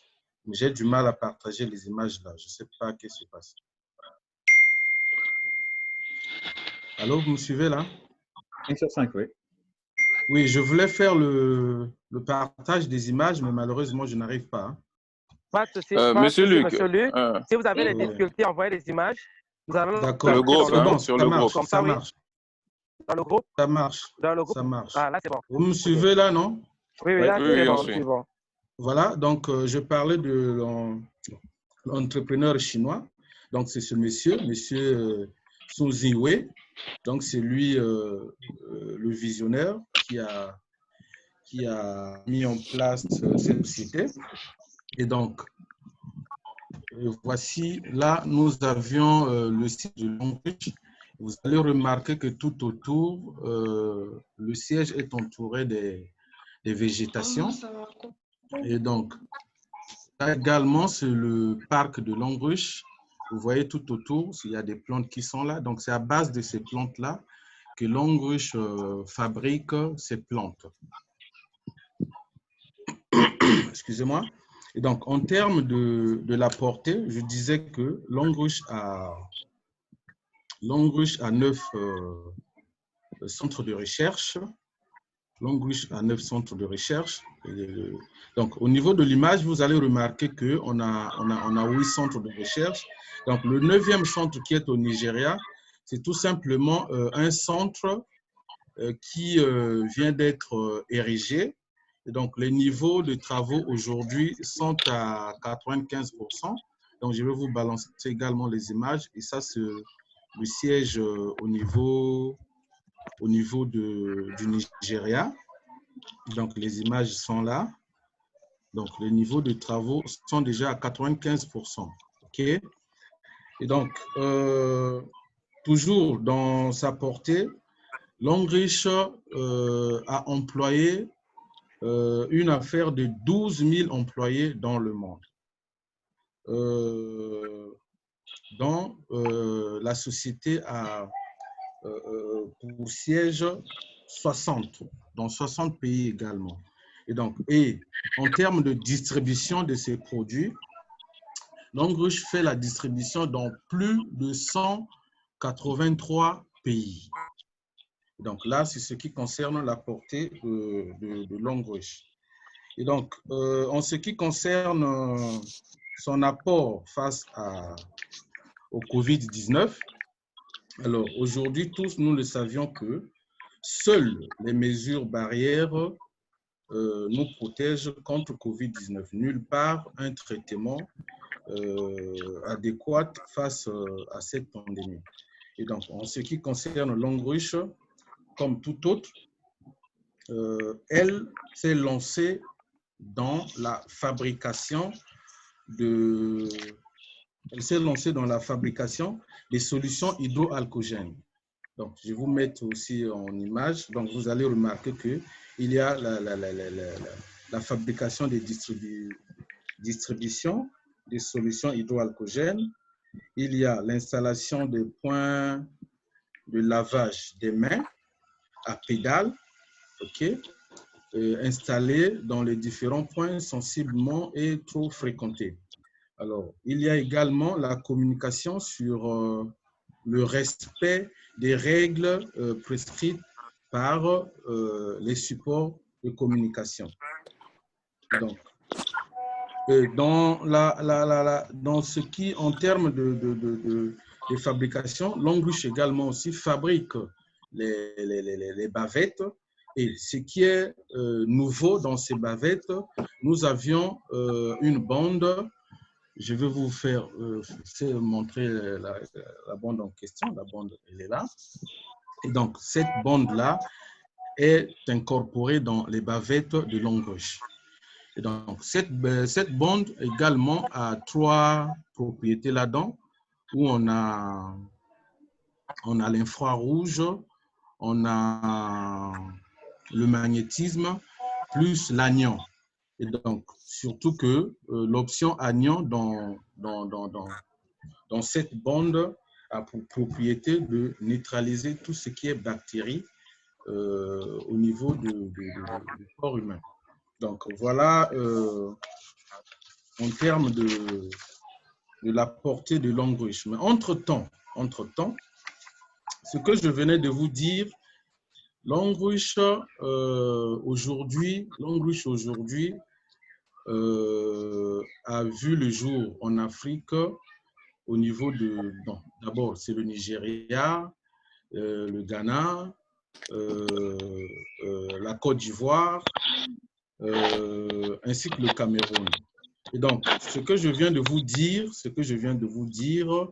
Il s'agit des leaders parce qu'au niveau actuel, les pays dont je viens de vous parler, c'est là où il y a déjà des leaders de Language qui sont déjà au niveau stade directeur, qui sont déjà des actionnaires dans Language. Donc, ce sont ces actionnaires-là qui ont pris l'initiative de mettre en place ces solutions hydroalcoogènes, les bavettes également. Alors, en ce qui concerne le Congo, Language est arrivé juste en 2010. Bon, pour certains, Language est arrivé depuis 2018, mais les années 2018, ces leaders-là n'ont pas vraiment compris la philosophie de Language. Et c'est pratiquement en 2019, Language est arrivé par le biais d'un certain monsieur Franklin Tchoko, qui avait rencontré une dame au nom de Solange. Et donc, c'est à base de cette dame-là que Language au niveau du Congo a pris l'allure. Et donc, cette dame-là aujourd'hui, elle est diamant 5, d'après les grades de Language, elle est diamant 5. Donc, on peut compter déjà 2 ou 3 diamants 5 au Congo ici, et ainsi que les diamants 4, diamants 3, mais ceux-là, ils ne sont pas pour l'instant en mesure de prendre ces genres de mesures prises au niveau de la Côte d'Ivoire, Ghana, ainsi de suite. Donc voilà. Entre-temps, pour la société elle-même, en termes des apports, bon, je n'ai pas vraiment des informations là-dessus, mais sinon, la politique de Language, c'est une société qui ne fait pas la pub vers les médias, tout simplement parce que la société veut à ce que tous ceux qui sont membres, tous ceux qui prennent leur adhésion, se communiquent entre eux, et à partir de là, ce que Language allait payer vers les médias, et c'est ce qui est transformé en forme de bonus, en forme de gratification. Donc voilà. Mais entre-temps, Language, excusez-moi, je vais mettre une image là. D'accord. Donc, entre-temps, l'image, je n'ai pas. Entre-temps, Language, au niveau de l'économie de la Chine, Language contribue à 5%. Language contribue à 5%. Donc, étant donné que sa politique n'est pas d'aller vers les médias, je pourrais dire que, et confirmer, parmi les dons dont nous recevions au Congo ici, je parie que Language en fait partie. Donc, voilà ce que je peux parler en termes de l'apport de Language vis-à-vis de la pandémie qui sévit le monde. Maintenant, pour votre... Merci beaucoup, monsieur Luc Audacieux. Merci beaucoup, monsieur Luc. Malheureusement, nous sommes pris par le temps. Si seulement si vous pouvez nous partager cette présentation dans le groupe, comme ça, là-bas, au moins, on pourra poser toutes les questions possibles. Ça sera très intéressant. Donc, vous allez être ajouté dans le groupe. Vous pouvez nous partager la présentation. Nous allons prendre connaissance et ensuite vous poser les questions. Docteur Luzolo, vous étiez notre troisième invité. Nous allons vous prendre vite fait avant que vous repartiez vous occuper de vos patients. Qu'est-ce que vous nous dites en tant que médecin qui peut nous servir en ce temps de pandémie? Docteur Luzolo. Alors, merci. Alors, moi, le message important que je voulais faire passer, c'est ne pas sous-estimer ce virus. Ne pas prendre voilà, à la légère. C'est un virus très, très dangereux et très, très contagieux. Il faut toujours prendre une personne, même qui n'a pas de signe. Il faut toujours, entre guillemets, se dire qu'elle peut être suspecte, même si elle n'a pas de signe, parce que, bon, on ne teste pas tout le monde, ce n'est pas évident. Donc, la priorité, toujours avoir le réflexe des gestes barrières. Donc, les gestes barrières, on ne va pas cesser de le rappeler. Toujours avoir un masque de protection. Même un simple tissu qui peut limiter la projection de salive, c'est déjà quelque chose. Toujours avoir un peu de gel hydroalcoolique sur soi, de telle sorte que tout ce qu'on touche, je répète, tout ce qu'on touche, après on désinfecte les mains avec du gel hydroalcoolique, ou bien de l'eau et du savon, parce que le savon est très efficace pour détruire ce virus, puisque ce virus, je le rappelle, est composé en grande partie de graisse. Donc, le savon marche très bien sur ce virus. Alors, je vois beaucoup de gens dans des supermarchés, dans la rue, quand je me balade, qui mettent des gants. Ça ne sert à rien. Au contraire, c'est même très dangereux d'avoir des gants pour faire autre chose. C'est très dangereux. Pourquoi? Parce que sur le latex, donc sur le gant, le virus vit pendant longtemps. Et quand on a le gant, on pense à tort qu'on est protégé. Et donc, on peut avoir le réflexe de se tenir la tête, de se gratter l'œil parce qu'on se dit qu'on a des gants, on est protégé, alors que le virus dure très longtemps sur les gants. Donc, il faut faire attention avec les gants. Donc, c'est une fausse logique de porter les gants. C'est même très dangereux. C'est contre-productif. Toujours avoir tout ce qu'on touche, on nettoie. Tout ce qu'on touche, on nettoie, quel que soit l'endroit. Excusez-moi, docteur Oli. Oui. Alors, on parle de quelle sorte de gants, en fait? Parce que je crois bien qu'on a des latex, on a des gants en polyester et tout. Mais de quelle sorte de gants parlez-vous? Tout type de gants. Tout type de gants. Parce que même sur les vêtements, sur nos vêtements, si le virus est sur nos vêtements, il va rester longtemps. On dit qu'il peut rester jusqu'à 5 jours sur les vêtements qu'on porte.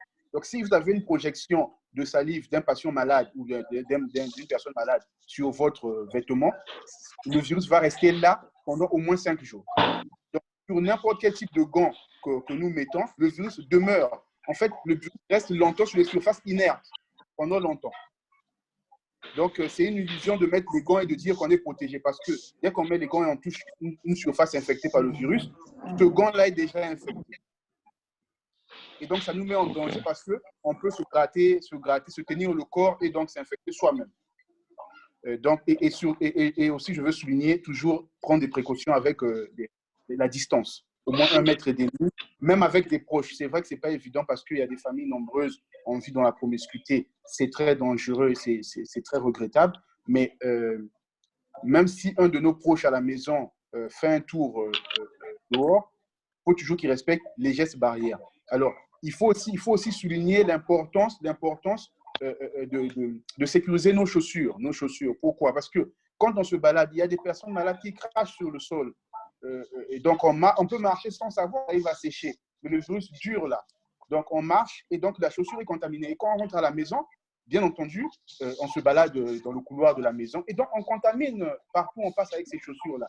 Et donc, on peut facilement avoir le virus. Donc, la solution, c'est quoi? C'est quand on rentre à la maison, c'est-à-dire qu'avant de franchir le seuil de la maison, on peut mettre une serpillière javelisée, on met de l'eau de javel dessus et on se lève dessus avec les chaussures pendant 1 ou 2 minutes, le temps que ça désinfecte la partie basse de nos chaussures parce qu'on était dehors, on ne sait pas où on a marché et sur quoi on a marché.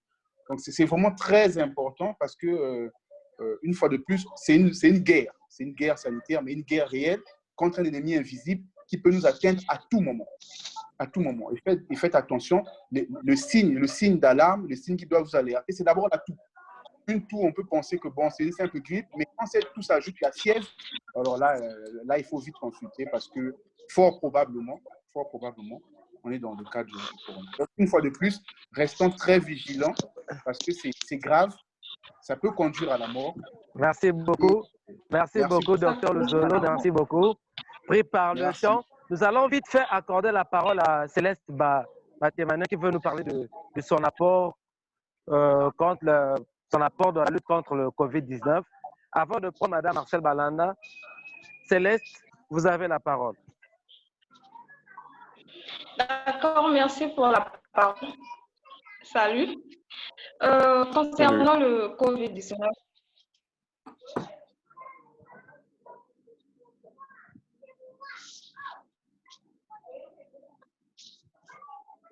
oui, Céleste, vous avez la parole. Allô, Céleste? Je crois qu'elle s'est figée là. Apparemment, Céleste vient de nous quitter. Madame Marcel Malanda, en ce moment de pandémie, nous posons la question de savoir qu'est-ce qu'il faut manger, qu'est-ce qu'il ne faut pas manger. Parce que, comme on a dit au départ, on dit que c'est en mangeant le pangolin que cette pandémie est arrivée. Madame Malanda, pardon, Madame Marcel Malanda, excusez-moi. qu'est-ce que vous pouvez nous dire concernant la diététique ou concernant l'alimentation en cette période de pandémie? Vous êtes notre troisième invité, Madame Marcel Malanda. Merci pour la parole. Alors, déjà, ce que nous devons savoir, c'est que la diététique en elle-même, c'est une pratique, en fait, qui s'intéresse à l'alimentation équilibrée. Déjà, qu'on ne doit pas confondre avec la nutrition. La nutrition, c'est clairement une science qui analyse les rapports liés entre la santé et la nourriture, c'est autre chose. Donc, en ce moment de pandémie, ce qui serait préférable et ce que nous devons privilégier, moi, je suggère qu'on privilégie plus des fruits et les légumes, des fruits secs ou frais, les légumes frais aussi, qu'on peut très bien conserver au congélateur. Pareil pour les fruits. On peut toutefois manger de la viande, mais après, c'est comme on le sait tous, qu'il faut toujours très bien nettoyer, que ce soit ces légumes, la viande, les fruits.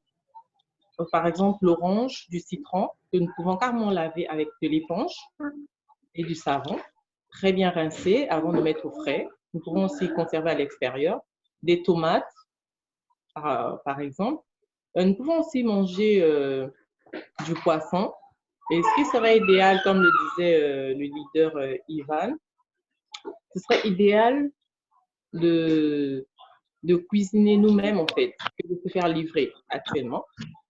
Parce que ce qui est vrai, je pense que c'est le docteur qui l'a dit, ce qui est vrai, en nous faisant livrer, on ne sait pas quelles ont été les mesures prises par la personne qui a cuisiné, en fait. Et le cheminement aussi de l'alimentation, on ne sait pas ce qui peut se passer en route, ce qui s'est passé. Donc, le mieux, ce serait de tout cuisiner nous-mêmes. On peut se faire des petits fours, des petits gâteaux. Donc, le mieux aussi, ce serait d'avoir beaucoup de féculents chez soi. Les jours où on peut avoir un marché ouvert, ce serait mieux de stocker quand même une bonne quantité de féculents, tels que de la farine, du riz, de la semoule, etc. On peut aussi, par contre, moi, je conseillerais beaucoup aussi de l'ail et du citron, parce que nous savons tous ce remède de grand-mère depuis qu'on est enfant, du miel, de l'ail et du citron. C'est un meilleur médicament, que ce soit pour la toux. Et puis, on peut les faire consommer à nos bébés dès 6 mois jusqu'à l'âge adulte. Ça n'a aucun inconvénient parce que l'ail en lui-même, déjà, c'est un très bon antibiotique. Et aussi, côté boisson, je déconseillerais de l'alcool, mais un verre de vin en passant pendant un repas, ça ne fait pas de mal. Mais le mieux, ce serait de prendre du jus bio et frais, donc du jus de gingembre, du jus de bissap, beaucoup d'eau surtout, au moins 1,5 litre d'eau par jour, au moins, sinon plus. Beaucoup de thé, beaucoup d'infusions que nous pouvons d'ailleurs faire nous-mêmes à la maison, un peu d'eau chaude, un peu de citron et un peu d'ail. C'est super. S'il y a possibilité d'avoir des feuilles de menthe fraîches à la maison avec un peu d'eau chaude, ça nous fait une très bonne infusion. Donc, pour garder la forme, je suggère aussi chaque matin de faire des exercices, soit des pompes ou encore faire des marches, prendre des escaliers par exemple, 10 à 20 minutes chaque matin, chaque soir. Ça fait déjà du sport, ça fait travailler tout le corps. Ou encore la chaise invisible, qui est aussi très, très bien. Donc, voilà en bref ce que je pourrais recommander, en fait, étant une amoureuse de la diététique. Voilà. En tout cas, vos conseils sont très précieux. Nous allons essayer de les mettre en exergue. Surtout nous, là, qui ne pouvons pas faire 2 jours sans verre d'alcool. Non, n'abusez pas de l'alcool. N'abusez pas de l'alcool. N'abusez surtout pas. N'abusez surtout pas. Mais un verre en passant de vin, ça ne tue pas. Merci beaucoup, Madame Marcel. Céleste Mathieu-Méné, qu'est-ce que vous faites en cette période mondiale de pandémie? Nous voulons savoir quelle est l'initiative que vous avez prise. Ok, je vais aller vite fait parce que je ne sais pas si la connexion va encore me lâcher. Je ne sais pas ce qui se passe.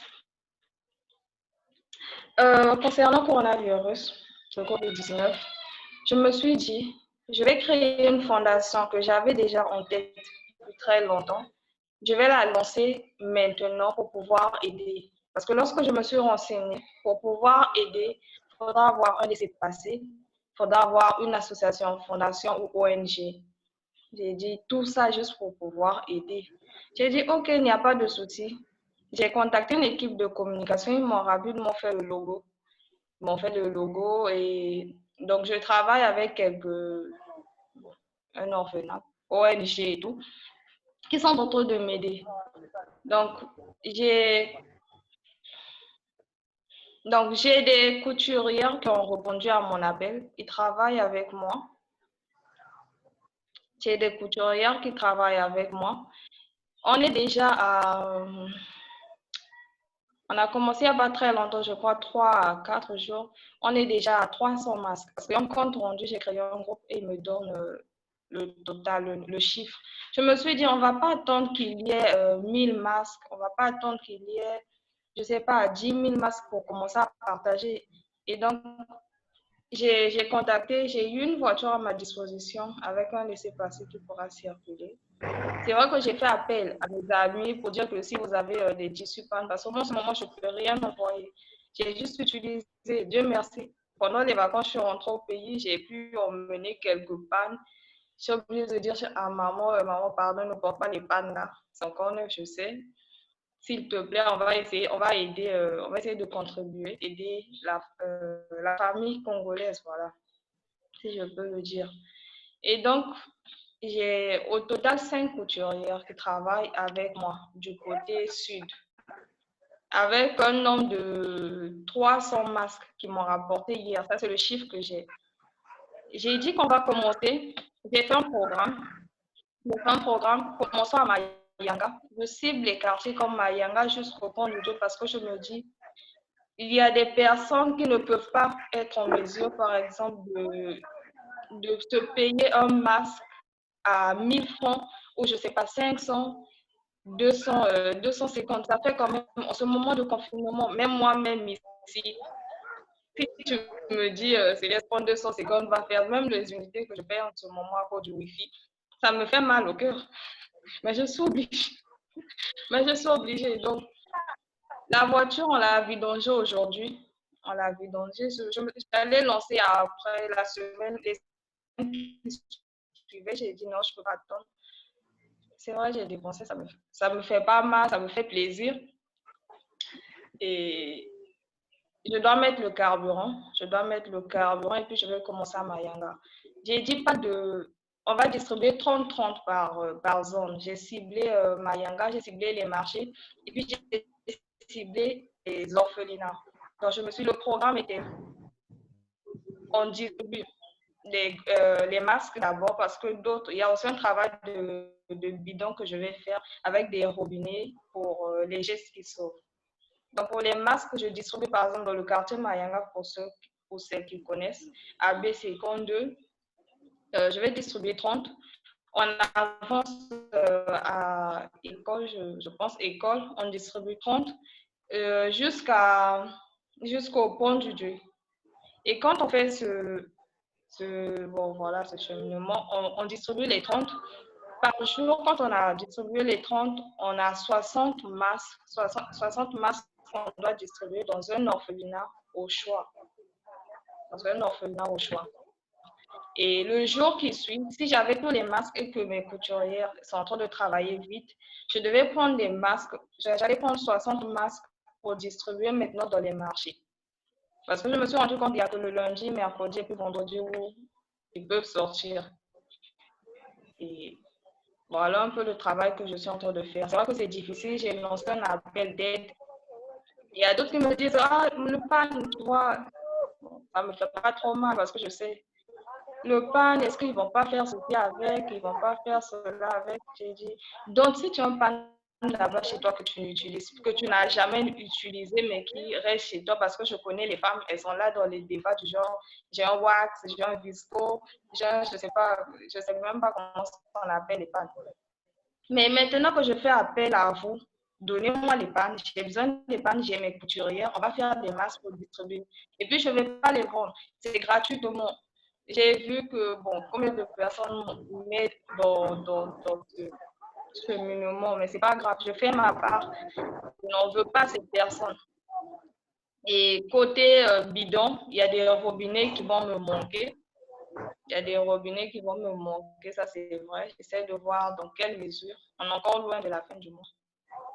Dans quelle mesure D'accord. je peux... J'ai pas dit Donc, non. leader Il y a une Céleste, personne qui m'a fait un don et de nous plus. avons compris. Mhm. Donc, si nous avons compris, vous-même, vous êtes hors du Congo, et vous avez quand même pu mobiliser Oui, les couturières ici au Congo pour la fabrication de masques. Très bien. Donc, vous avez pu mobiliser les couturières ici au Congo pour la fabrication des masques qui vont être distribués gratuitement. Et donc, vous lancez donc un appel aux différents leaders que nous sommes d'apporter donc nos contributions à cette action. C'est bien cela? Exactement. Très bien. Donc, Oui. merci de laisser dans le groupe le numéro du chauffeur qui va circuler avec le véhicule ou avec le véhicule qui va être en charge de la distribution. Merci de laisser son numéro dans le groupe. Comme ça, cher leader, celui qui a un panne et celui qui peut contribuer avec un robinet. Non, vous pouvez passer par moi, puis je vais lui dire. Parce que... Leader. Super. D'accord. Donc, cher leader, voici une occasion pour nous d'agir pour votre communauté. Voici une occasion pour nous d'apporter quelque chose dans la lutte contre cette pandémie. Ceci étant dit, il est 18h20. Merci à tous d'avoir disposé non seulement du temps, mais aussi d'argent et du crédit. Gauthier a besoin de la parole. En tout cas, je n'ai pas fini. Nous allons conclure en accordant la parole à l'animateur. Continuons dans le groupe, s'il vous plaît. Contribuons dans les différentes thématiques que nous avons dans le groupe. Gauthier, en tant qu'animateur, vous avez le mot de la fin. Merci à Monsieur Luc Audacieux Agnelé. Merci à Madame Marcel Malanda. Merci au Dr Lozolo. Merci à Céleste Batoméné d'avoir apporté votre touche particulière à notre réunion d'aujourd'hui. Merci à vous. Merci à vous aussi. Parti. Gauthier Rosaire, vous avez la parole pour le mot de la fin. Oui, merci à donc tout le monde d'avoir répondu actif à l'invitation. Et vous savez que ce sont des moments très très difficiles. On n'est pas physiquement ensemble, mais à un certain moment, on peut se demander ce qu'on peut faire, comment on peut aider. Nous n'avons spécialement pas les moyens que l'État a, mais je pense qu'avec le peu qu'on a, on peut déjà faire quelque chose. Et c'est quelque chose de très important. Il y a quelqu'un qui a demandé dans la messagerie qui passe tout à l'heure, comment est-ce qu'on peut faire en fait pour être utile. Je pense que là, il y a une initiative qui a été lancée par Céleste. Ça ne demande pas des millions, mais c'est quelque chose de louable. On doit encourager. C'est quelqu'un qui n'est pas sur place, mais qui, de loin où elle est, elle peut mobiliser les gens, elle peut réquisitionner certains moyens de base qui sont là. Et je pense qu'on va continuer la discussion dans le groupe, parce qu'on ne peut pas garder tout le monde ici. On va continuer la discussion dans le groupe. Mais moi, j'invite tout le monde à soutenir ce projet-là, parce que ça fait du bien à tout un chacun d'entre nous. C'est notre communauté, ce sont nos frères, il y a des gens vraiment vulnérables. Quand j'ai vu les images qui sont en train de circuler, où on prend les masques, on lave et puis on remet sur le marché, ce sont des masques végétaux. Vraiment, c'était très, très décevant. Donc encore, merci à tous. La session a été enregistrée. J'espère que cette fois-ci, je ne vais pas faire du live. On fera le compte rendu et puis on enverra à tout le monde par rapport aux adresses email que vous avez fournies lorsque vous êtes inscrits. Merci et bon dimanche à tout le monde. Merci.